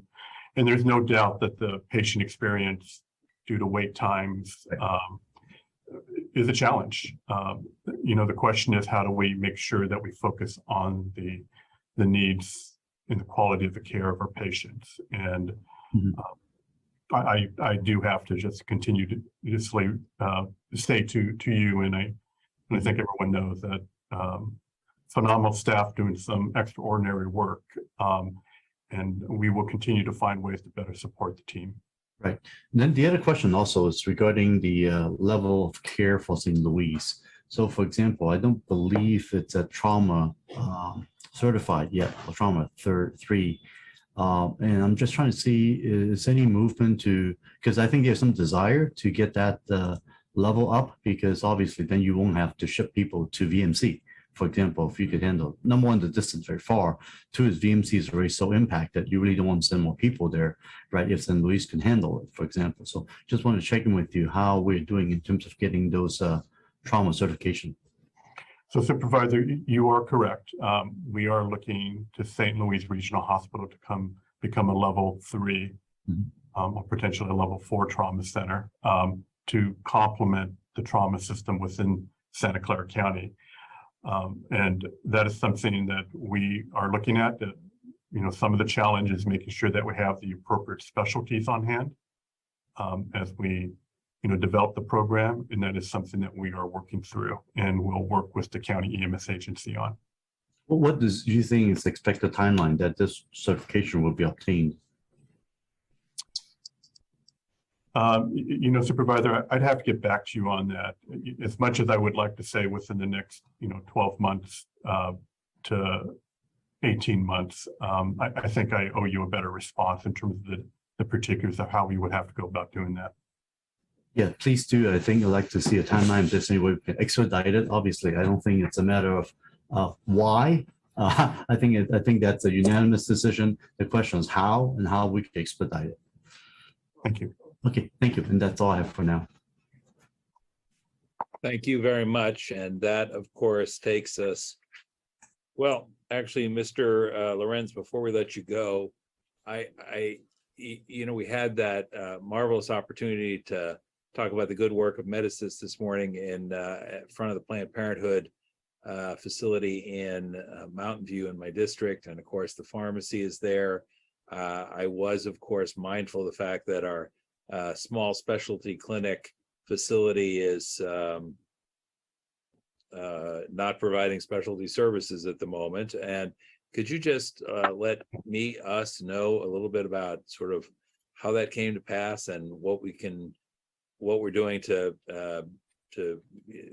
fill that space with somebody who can be helpful, but also how we can make sure it doesn't happen again, because I know how hard everybody worked to get that facility there in the first place. Yes, thank you, Supervisor. So you are correct. When we opened the multi-specialty clinic, we did have cardiology services available. And that was via a contract with a local group in the community so that we would have those services available for our patients in the area. Unfortunately, they chose to move on relative to practice, given probably their own practice demands. So our approach today, and we have in fact followed through on it, which is to employ our own cardiologists at O'Connor Hospital, for which they will have coverage responsibility for that clinic. And so again, the good news is that we have hired someone. That person will be starting shortly. So in the fall here, we will be reinstituting cardiology services there at that location. In addition, we are looking to also provide additional specialties, including pulmonology, et cetera. And that is something that we will report back to you on in terms of the start dates of those types of specialties. But I do hear you. Unfortunately, you know, we did have that lapse in terms of services. And that does speak to some of the challenges in making sure that we recruit and retain those types of services for our community. Well, it just helps me make the case. I'm trying to be optimistic here. Helps me make the case for why it's so important to have a clinic in the North County and in the West Valley, Mr. Lorenz, so that we know we've got services that people can rely on over the long haul. So thank you. And I don't know if Mr. Draper is still on the call, but since I'm always pushing you all, I should just stop and say, you know, we're finally at a place where we have an alcove facility in my district. I am thankful for that. We have a shared space with the folks at Planned Parenthood in Mountain View. I am thankful for that. We have the dental services on El Camino Real, also in Mountain View. I am thankful for that.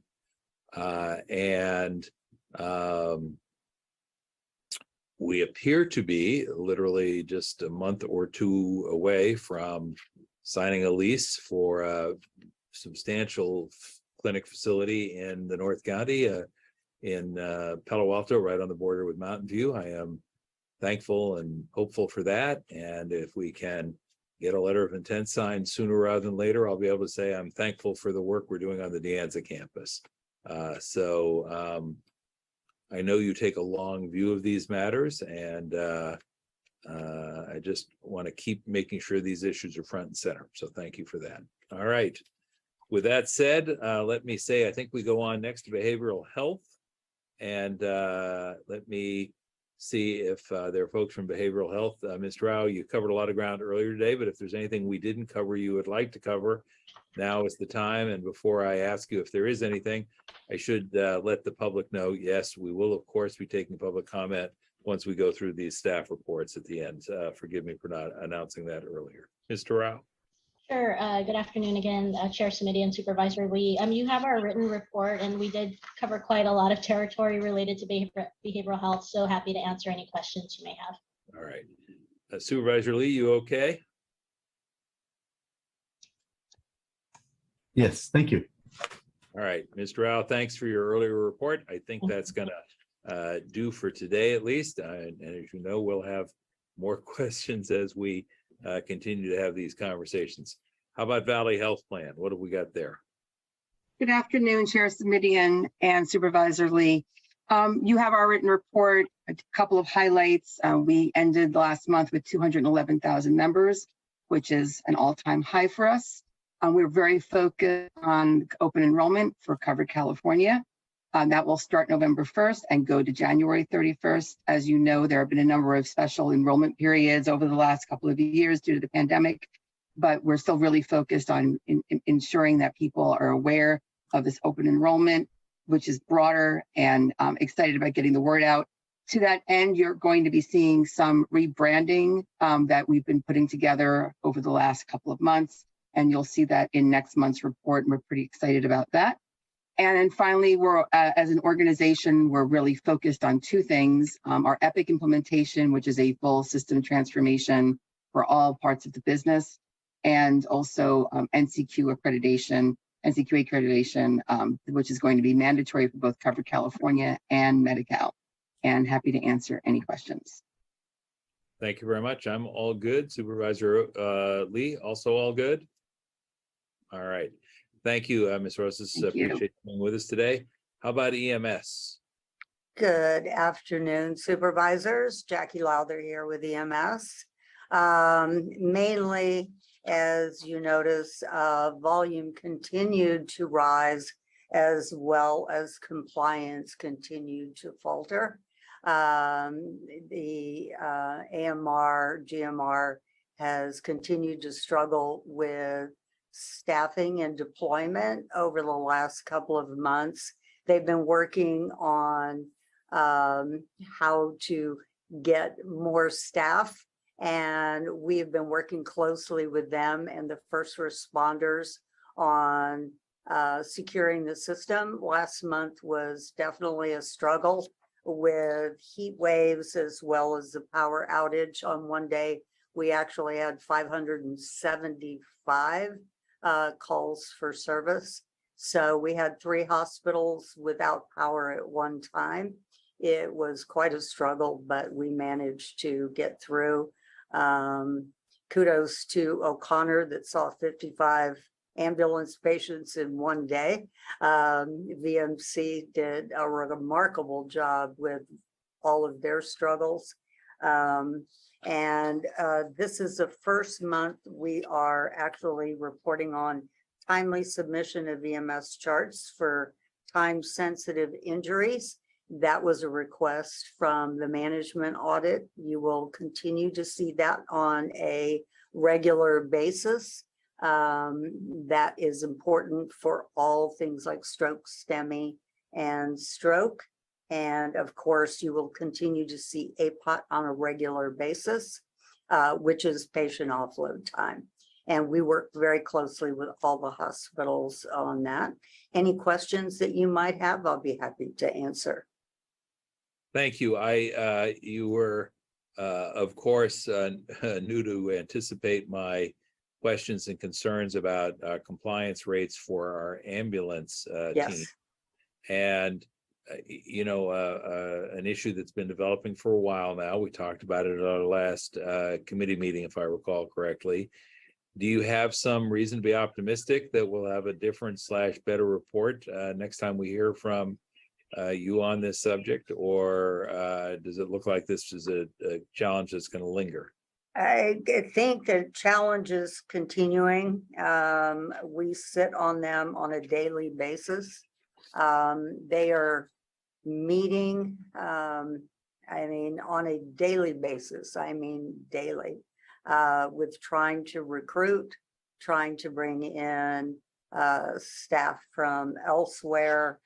We're supplementing the system with a 2-tiered system with both BLS and ALS, and doing everything we can to meet the needs of the public.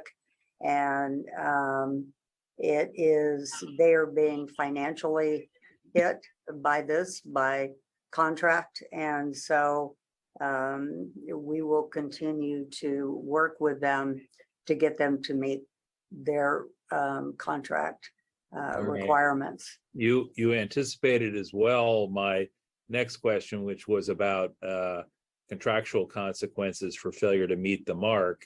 Do you have any assessment as to whether or not the financial hit is significant enough to be a motivator for these folks? I do. Okay. Please share. You think it is, I gather? Yes. Okay. Yes, sir. For January, May, June, and July.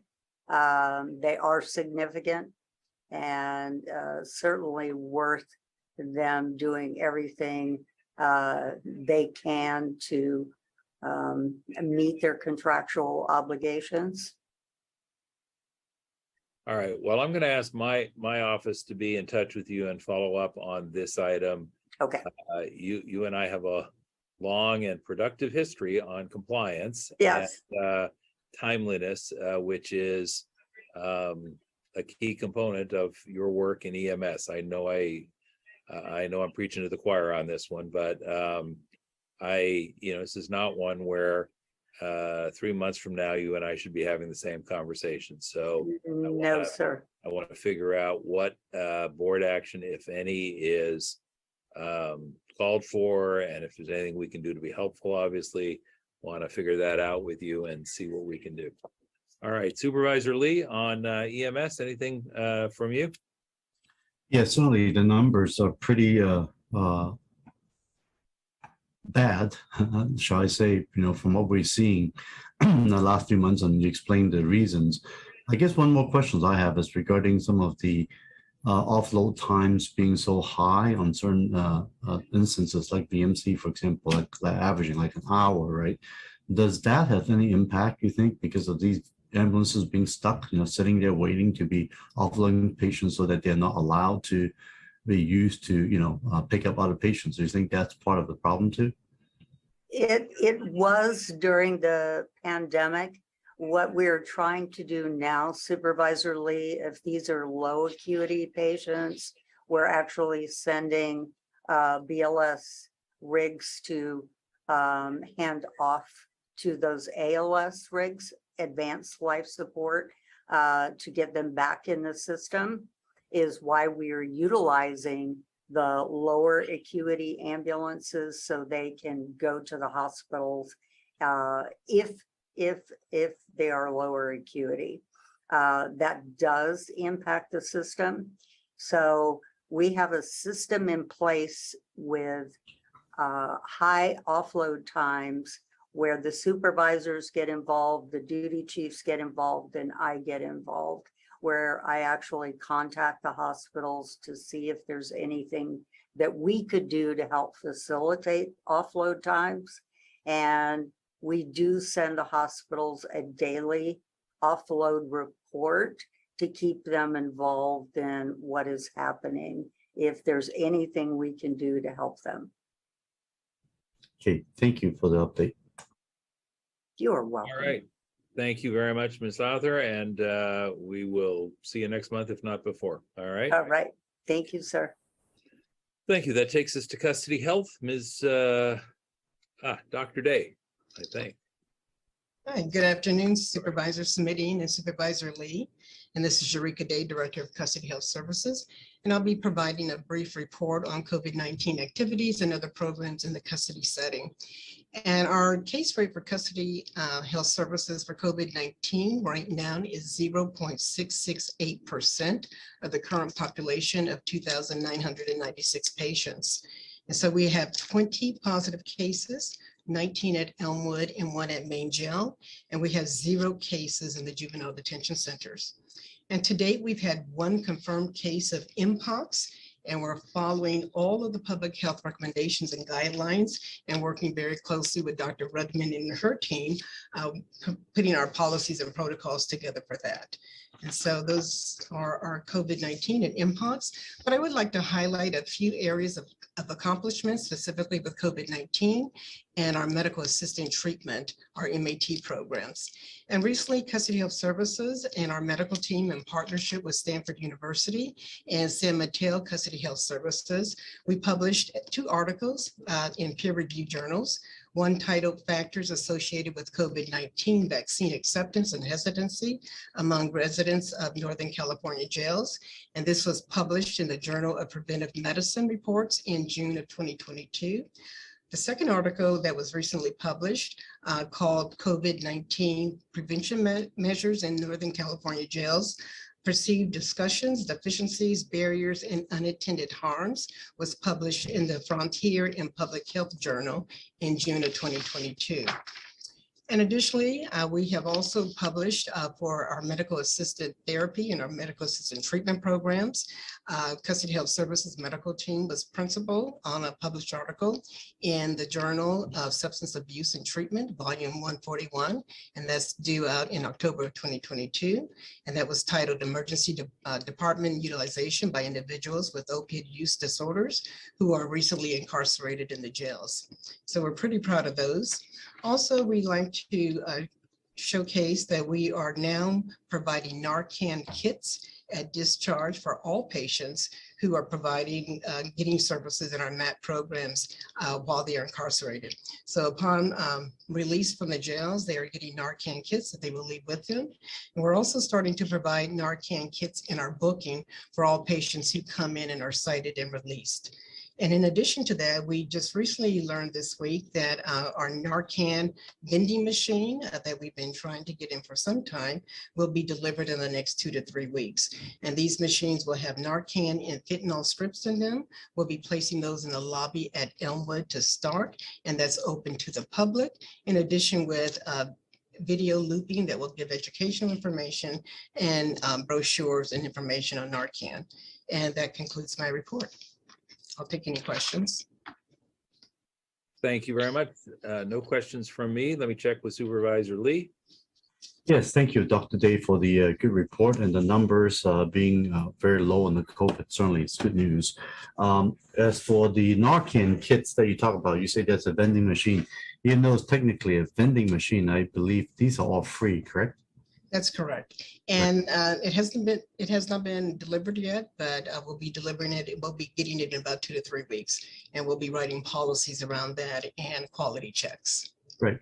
What you mentioned Elmwood getting it. We plan on getting it in Main Jail as well. We're trying to get a second one, but we're going to start at Elmwood. But if we get the second one, we plan to put that in the main jail lobby. Okay. In terms of our current population, how often is Narcan being administered to the current inmates? I don't have those numbers in front of me, but I can certainly get those to you. Could you please? Because I certainly want to make sure that that's being available. As we believe, as much as those in custody is not supposed to be able to get access to these substances, we know that there are baggies and drones, a lot of that get dropped into the system. So we know that's still there, right? So certainly Narcan will be important to be made available. So if we can get some of those numbers, that kind of give an idea of how things are in terms of the usage while in custody, I think would be helpful. Certainly. Thank you. That's all I have. Thank you. Thank you again, Dr. Day. And then finally, that takes us to our report from Mr. Margolin on a range of federal health policy and budget landscape issues. And we sometimes dip into his expertise as well on state matters. Mr. Margolin, what should we know today? Good afternoon. This will be a relatively brief report since there have not been that many developments at the federal level. The main focus at the federal level right now is the Congress racing to get a continuing resolution approved before the end of this month so the government can be kept open. The plan is to have a CR that would operate through December 16th and kick the major funding issues involving the federal government to a lame duck session that would convene in December. It's likely that they'll get a CR through because neither party this time wants a shutdown. There are many issues left to negotiate. The major sticking point right now appears to be the effort to get the Schumer-Manchin deal on energy permitting reform through the process and into the CR. This was the price that Senator Manchin extracted in order for him to vote for the Inflation Reduction Act. He wanted to see these energy projects expedited. Environmentalists on the Democratic side are strongly opposed. 70 House Democrats just signed a letter expressing firm opposition. So Senator Schumer's plan, his original plan, was to put this in the Senate version of the CR, send it over to the House, and even though House Democrats, many of them are opposed to the plan, since the alternative would be a government shutdown, his hope and Senator Manchin's hope was that this would still pass. The problem that's arisen in the last several days is that there's not only just Democratic opposition from the environmentalists to this plan, but Senate Republicans are also opposed to it, many of whom are proponents of oil and gas pipeline projects and want to see them expedited. They're also angry with Senator Manchin for his decision to support the Inflation Reduction Act after previously telling them that he was not going to vote for that package. So some of this may be substantive. I'm not saying none of it is, but a lot of it is just retaliation against Senator Manchin. The Senate Republicans are not there yet. So this still could come together for Senator Manchin and Senator Schumer, but it's the issue that's holding up the CR right now and the hardest one for them to crack. The biggest health issue in the CR right now is the Biden administration's request for $22.4 billion to fight COVID and an additional $4.5 billion to add resources to the effort against Mpox. This fight for new COVID funding has gone on for several months. The Republicans have opposed it for several months now, saying to the Biden administration, you have enough money already in the pipeline for COVID to not need this money. Why are you asking us for new money when there's so much unspent money? The Biden administration said that's not correct, although over the summer, without a new appropriation, they did actually repurpose COVID money that was being used for other purposes into vaccine acquisition and other purposes. So they to some extent proved the Republicans right that there was available money, although the Biden administration would argue the programs that were defunded with the diversion of the dollars, efforts to build up the strategic reserve for PPE and the like are worthy purposes. And that was in fact a decision they were forced into that wasn't the best public policy. But again, the Republicans are insistent this can't go into the CR. The other complication the last couple of days has come from President Biden's comments on Sunday that the pandemic is over. Now, he made an effort last night in New York, the president did, to amend that comment and to actually suggest that that wasn't what he meant when he said what he said. But whatever he said got almost no media coverage. There's so much else going on in the world right now, it just wasn't given any coverage. So the administration is still going to fight for this funding. If they don't get it in the CR, it'll be part of the lame duck session battle. They need the money for vaccines, treatments. They also need the money, they argue, for research on next generation vaccines. There's an effort to develop new forms of vaccine, and they have to fund that research. And they also want to provide services for long COVID treatment. So there's a lot of reason for them to want this money, and they're not giving up the fight anytime soon. It looks like it won't get into the CR, although last minute surprises are not unknown in this process, and more likely will be a November, December battle. The only other health issue I would just highlight is we've been tracking the public charge issue for a couple of years now. This was the effort by the Trump administration to deny green card status to immigrants if they relied upon public programs. They took the traditional definition of cash assistance, which was what it meant to be a public charge, and they expanded it to Medi-Cal, to Medicaid, and to food stamps, the CalFresh program, which had the effect of scaring immigrants away from the Medi-Cal program. Biden administration has reversed that policy, and now they've just this month put out a final rule that will formally and legally reestablish the old public charge standard. That should take effect in December. Those are the major developments, and happy to respond to any questions you might have. Thank you. I have a couple, but let me turn to my colleague Supervisor Lee and see if he has questions or comments before I begin. Thank you, Ms. Margolin. Thank you very much for the good update, especially on this issue regarding the Schumer mentioned, some call it the drug deal, on this bill.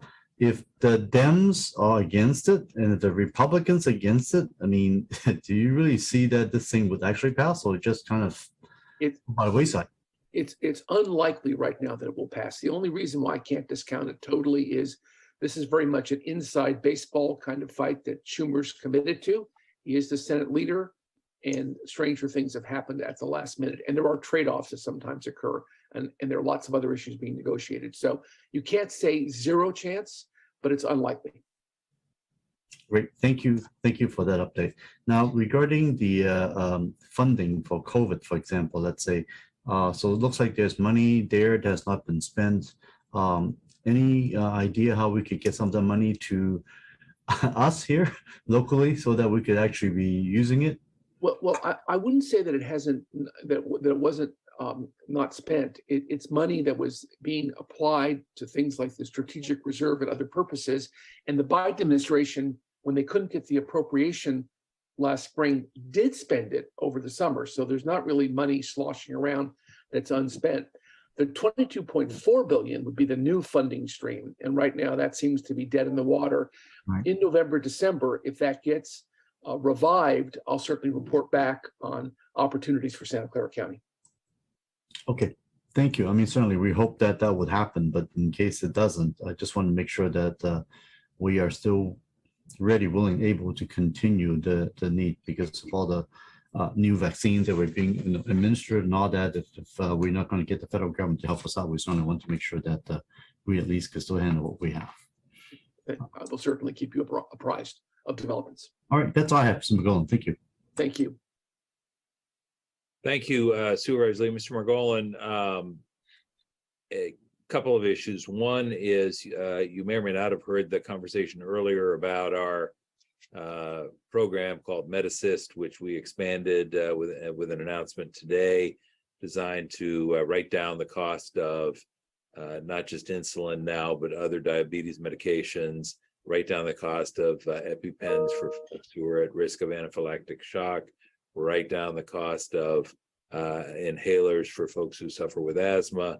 And as you know from prior discussions in this committee and at the full board, we had been hoping for action at the federal level that might make some of this expense and effort unnecessary. We talked previously, bottom line, that didn't really happen with the final product out of the IRA. Is that a fair summary? That is a fair summary. And my recollection is that you've told us that on the insulin issue, that issue really got addressed only as to folks who were acquiring insulin who were on Medicare. Am I remembering that correctly? That is correct. That's correct. And then the question finally, now that I've double checked my memory on these things, is was there any effort for the Medicare recipients to write down the cost of or hold down the cost of these other drugs that have been developed over the course of the last decade, which in some cases are preferable to insulin and or more appropriate for treatment, particularly with folks who are suffering with type 2 diabetes? Is this, and if the answer is, can you get back to us? The answer to that question is, of course. Well, there was nothing specifically done in the way that you've defined it. Obviously, the drug reform that was passed is going to take 10 drugs, high-cost drugs per year, and develop a program to curb those costs. There's a process for identifying those drugs that hasn't begun yet. So it's conceivable that something you've identified will be part of that 10 drug per year program, but that we aren't there yet. And then that means I may have misremembered. Does that mean then that there's no guarantee that insulin will be among those 10 drugs? No, insulin is a separate provision. That was guaranteed. And then there's 10 drugs beyond that. Thank you. And then at one point we had thought, you had, I think, shared with us that the way in which the measure was structured might, simply by virtue of market forces, force down the cost of these drugs, the insulin and the 10 others, because if Medicare could negotiate for them, push the price down, that might have a benefit in the marketplace for folks who were either out of pocket or using private insurance. Does that still seem to be forthcoming or not? And if I may, I was speculating at an early point. I think it's the actual analysis in Washington is actually in the other direction. It's more about cost shifting, that as these drugs are pushed down in price, that the pharmaceutical companies might actually, in the private market, work to get increases in the cost of other drugs. So I had speculated on that possibility, but most experts in this area have a different point of view. Okay, good to know. I don't know if you are informed, and I'm going to go over to the state side for just a moment, state of California. Have you been following the care court conversations in Sacramento? I have at a high level. I don't have a detailed knowledge of care court, but I have in general follow the discussion. Thank you. I have been not surprised, frankly, by the number of folks who have approached me with questions about care court. In part because it's been fairly prominent in the popular press. What I have said is too early to really fully understand or appreciate even what's been proposed, and that as a general rule, folks at the implementation level, counties in this instance, are on the one hand, frankly, not all that enthusiastic about trying to embrace new work or do things differently. On the other hand, understandably and appropriately anxious about whether or not this will end up being work for which there is inadequate compensation from the state. Is that, first of all, is that accurate? Second, is there anything you can add to that, or that I should be adding to that when I talk to folks out in the community? Nothing specific to add. I think you've identified the key issue. People are concerned about adequate resources, and it is a new program. People are concerned about not just what county government will be able to do with it, but also whether or not the individuals who are put into care court are going to be able to get the care they actually need and be compliant. I mean, there is a degree. There are compulsory aspects of it, but there's also freedom of choice on the part of the individual to at some point walk away. So there are questions about how well it's going to work, but it's, again, an ambitious undertaking, and the resource question is a key one, the one you've identified.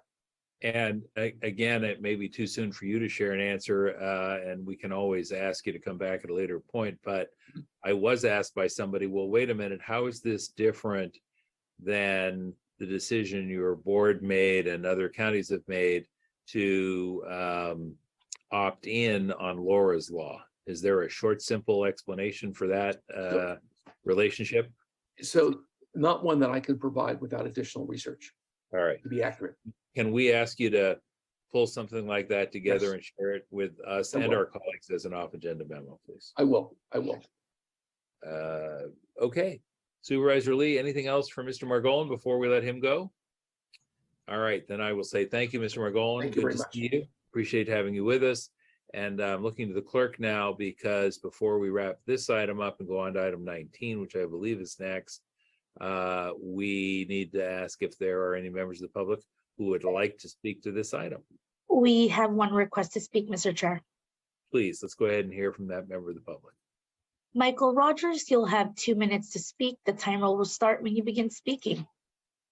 Hi, thanks for your time today. I wanted to talk briefly on the outage at the hospitals and the failure of the backup and tertiary systems on the power supply. A couple things Alvin Lee has, Supervisor Lee has asked, stirred some of my thoughts. I have decades of experience in semiconductor hardware reliability. I sold cloud services from tier 3 to tier 4 data centers into healthcare and energy, among other things. But one of the things that happens a lot of times in these situations is the systems are not tested regularly enough.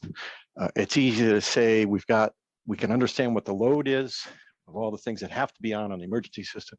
We know what size the power supply is, but what happens if you never throw the switch, proverbially at least once a year or with some frequency? What fails a lot of times is the relays and stuff inside in the mix, because you've added more stuff to it. I don't know any of the details of what really happened in the case of the county health system when the backups failed, but this is the classic example of this is a Candlestick during the 1989 earthquake, when it was the relays that failed after they almost got one message out to the public, and then it took them 45 minutes to realize they could use the police cars to come in and broadcast. The other thing to consider are multiple power hookups in tier 4 data centers, which are DoD level certified. They actually specify more than one utility provider providing those things. So one of the concepts that Supervisor Lee talked about was actually the limitations of the current configuration. Now, PG&E supplies a lot of the power in the area, but you do have Silicon Valley Power is literally only blocks away from Valley Medical Center, which is the biggest place that would need type of service. So those are some thoughts on things to consider as you look to further mitigating and avoiding these things in the future. Thanks for your time. That concludes our request to speak. All right, thank you very much. Supervisor Lee, can we get a motion to approve the receipt of the report? So moved. Second by Simidian. Clerk will call the roll. Vice Chairperson Lee, Aye. Chairperson Simidian. Aye. Thank you very much. Motion passes unanimously. And checking with the clerk, I believe the only remaining item we have at this point is item 19, which came off consent at the request of Supervisor Lee earlier in the meeting. Yes, Madam Clerk? That is correct. Thank you. Supervisor Lee, why don't I ask you how you would like to proceed since this item came off at your request? Sure. I just go ahead and ask a few questions and potentially have a motion. Hopefully I might get a second at that point. So last week, my office staff has the chance to meet with representatives of SEIU working in this department.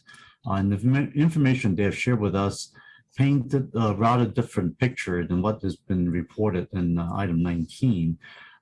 Specifically, we learned that 7 out of the 8 mammography machines are older and not using the tomosynthesis, which is the most updated standard of care. There's a broken MRI machine at VMC that has forced 80 patients to be canceled appointments, which costs the county 6 figures estimates and revenues lost.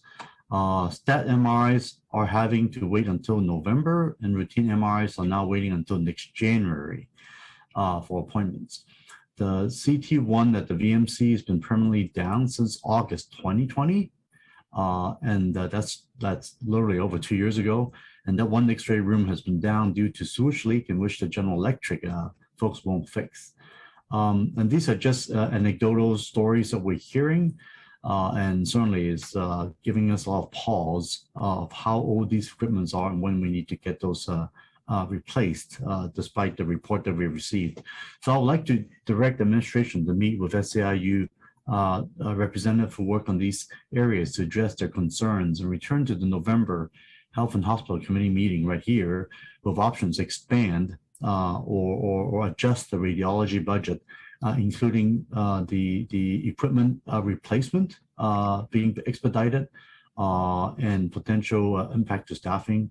And I would also like to request administration to return to our November meeting with an improved version of this table that was provided to us in Appendix A on the radiology equipment replacement schedule, to include information of all the diagnostic imaging equipment, including X-ray machines, CAT scan CTs, MRIs, angiographic machines, and mammography machines in our enterprise. In particular, I think it would be really helpful to have the additional columns that shows the initial year when it was installed for that piece of machine, the number of years expected usage up to the life, basically, and whether that equipment is currently functional or is actually out of service. I think those are things that really would be important for us to look at. If you could add the cost replacement, that'll be helpful. But I think those first 3 things, if you could add to the columns, I think would truly illustrate the situation. Some stories we're hearing is some of the equipment's more than 20 or 30 years old. So this is when Mark Zuckerberg was probably still in kindergarten when they were installed. So these are really, really old machines and just look like, and then looking at the dates, they're supposed to be replaced potentially 23, 24, all happening in the next 2-3 years. Question is whether they should be replaced even sooner. So if that's something that staff could bring back to us in November, I certainly appreciate it. And I want to make that into motion. All right, before I consider offering a second, let me ask Mr. Lorenz, does any of that cause you any heartburn? It all sounded quite manageable to me, but if you'll bear with me for a minute, Supervisor Lee, let me just hear from Mr. Lorenz before I weigh in. Thank you, Supervisor Simitian and Supervisor Lee. We're more than happy to come back to your board in November with the specifics that have been requested, including meeting with SEIU representatives to ensure that we understand their concerns and we are addressing their concerns. So yes, we will return. All right. Well, I'm happy to second the motion, and Supervisor Lee, and of course I want to ask if there's public comment in a moment, but Supervisor Lee, would you be open to a friendly amendment which specifically directed the report back to speak to the capacity of the various equipment to deal with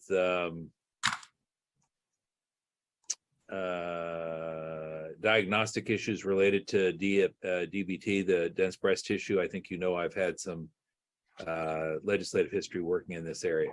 that agreeable? Absolutely.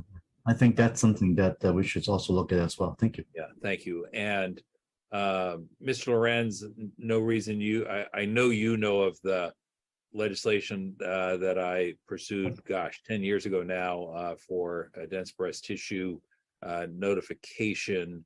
And there has been a lot of technology advancement in the intervening years. So I'd sort of like to take this as an opportunity to get an update for Supervisor Lee and me and do an assessment of whether what we have and what we're acquiring is going to address the issues that the legislation addressed a decade ago in connection with dense breast tissue and imaging and connection there.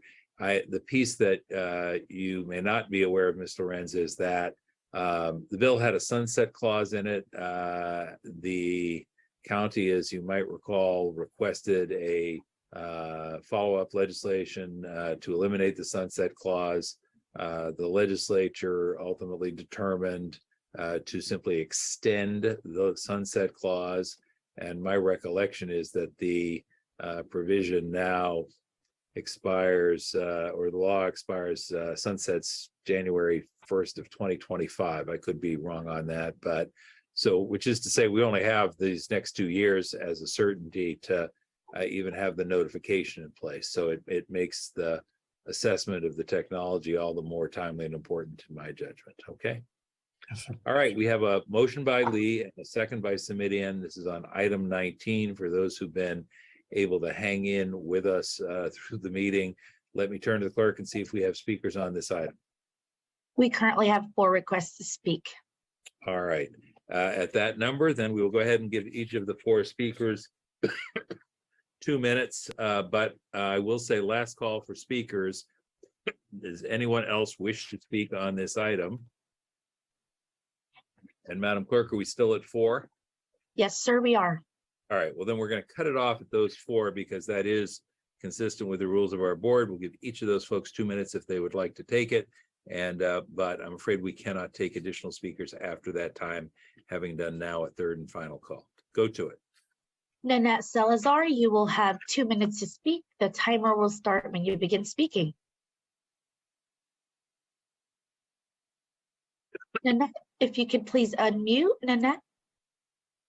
There we go. Sorry about that. Good afternoon. I have worked in diagnostic imaging in various roles for almost 30 years now. And I would really like to thank the board for placing this item on the agenda. And I would like just to put in my 2 cents again. Linda Kwok and I had submitted a recommendation for a more aggressive timeline for equipment replacement than was proposed by management. In our opinion, this recommendation is not aggressive enough, but we felt it was reasonable. By industry standards, the equipment in diagnostic imaging is about 10 years past end of life. This is not the most concerning part. The biggest problem is that half the equipment in the main hospital is broken or inoperable. This is due to the fact that the equipment is obsolete. If there are parts available, many times they're being shipped from third world countries as they are the only ones using this outdated technology. The state of the equipment puts technologist safety at risk and increases workloads. It also greatly affects patient care as the quality of their imaging is compromised. It increases wait times for their exams to be performed, and when the equipment goes down, it delays diagnosis. Using the emergency department as an example, only 1 of 2 X-ray rooms is currently working. When that room goes down, then we must push around heavy, awkward portable machines or bring the patients to the main department. Also, there's only 2 functioning CAT scan machines. When one goes down, then the doctors may have to make a choice. Whose life is more important, the stroke patient or the trauma patient? Thank you for your time. Our next speaker is Mary. You'll have 2 minutes to speak. The timer will start when you begin speaking. Hello, my name is Mary Martinez. I'm a mammography tech at Valley Med. I've been working as a technologist for 2 years, that whole time in mammography and general X-ray. I was originally trained on digital breast tomosynthesis, and I've been working at Valley Med for a year now. To be honest, it's quite embarrassing that I was trained on equipment that I no longer use. I just want to point out some benefits of digital breast tomosynthesis. It reduces false positive rates, it reduces patient recall rates, it reduces biopsy rates, while increasing the specificity and sensitivity in detecting small breast cancers, especially in dense breast tissue. Tomo is going to be the new gold standard in breast imaging, and the patients that we serve are just as deserving as other patients in the area of high quality mammograms. Like I said, the Tomo machines really are a gold standard, and everyone always asks me, why would you go from a place that is doing Tomo and has all this new equipment to where I am now, and it's for the patient population, and I really do believe they are just as deserving as everyone else of a high quality mammogram. Okay, thank you for your time. Our next speaker is Hannah Chung. I'm unmuting you. You'll have 2 minutes to speak. The timer will start when you begin speaking. Hi, thanks very much to Chair Simidian and Supervisor Lee for the opportunity to speak to you. I am one of the physicians serving our Santa Clara County residents as one of 21 radiologists, and I'm one of 5 subspecialists in interventional radiology at Valley Medical Center. I live off Springer and El Monte in Mountain View as well. And after finishing my training at UCLA and Stanford, I was recruited to Weill Cornell Medical Center as an assistant professor. 2 years ago, we moved back to the Bay Area and I began working at Valley Medical Center.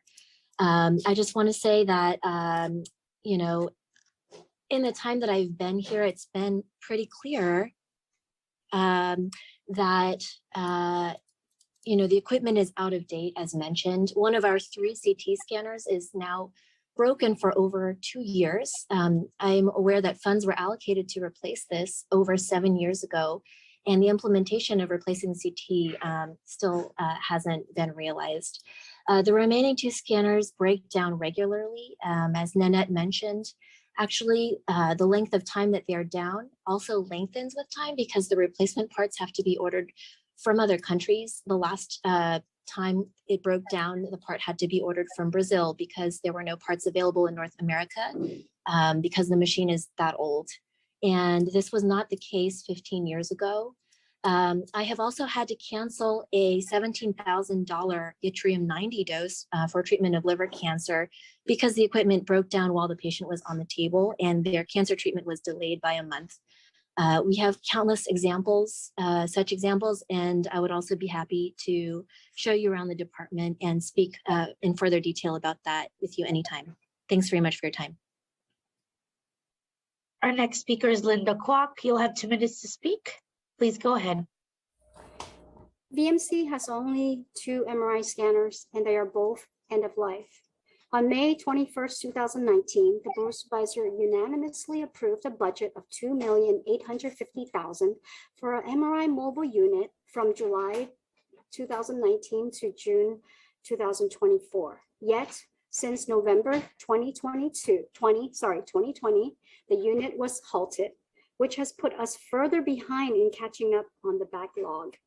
As of today, 443 MRI exams are in the queue and appointments are scheduled out to January.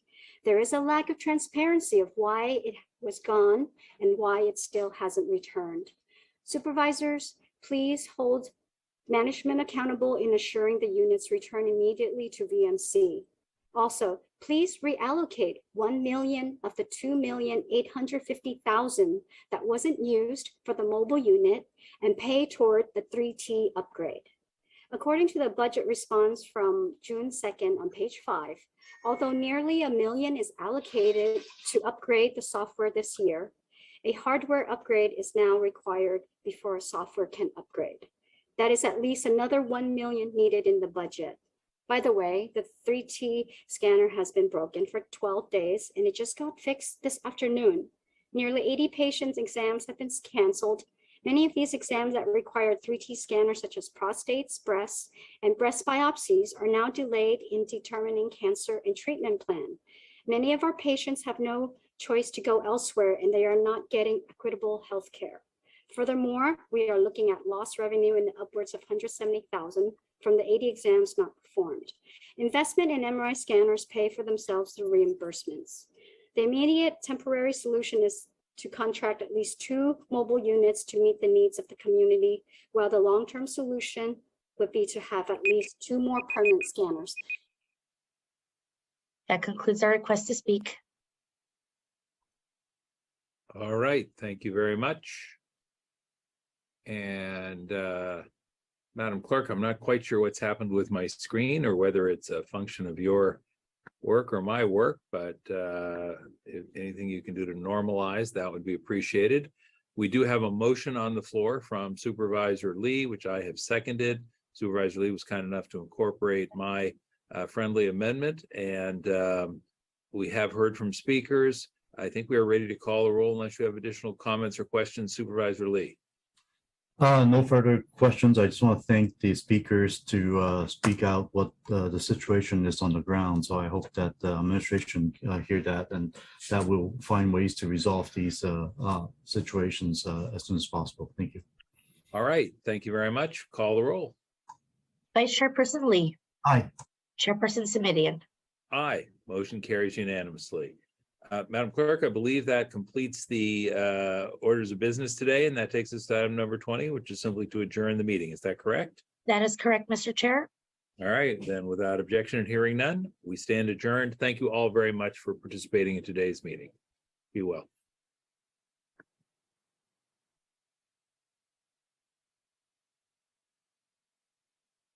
Recording stopped. The meeting has officially adjourned.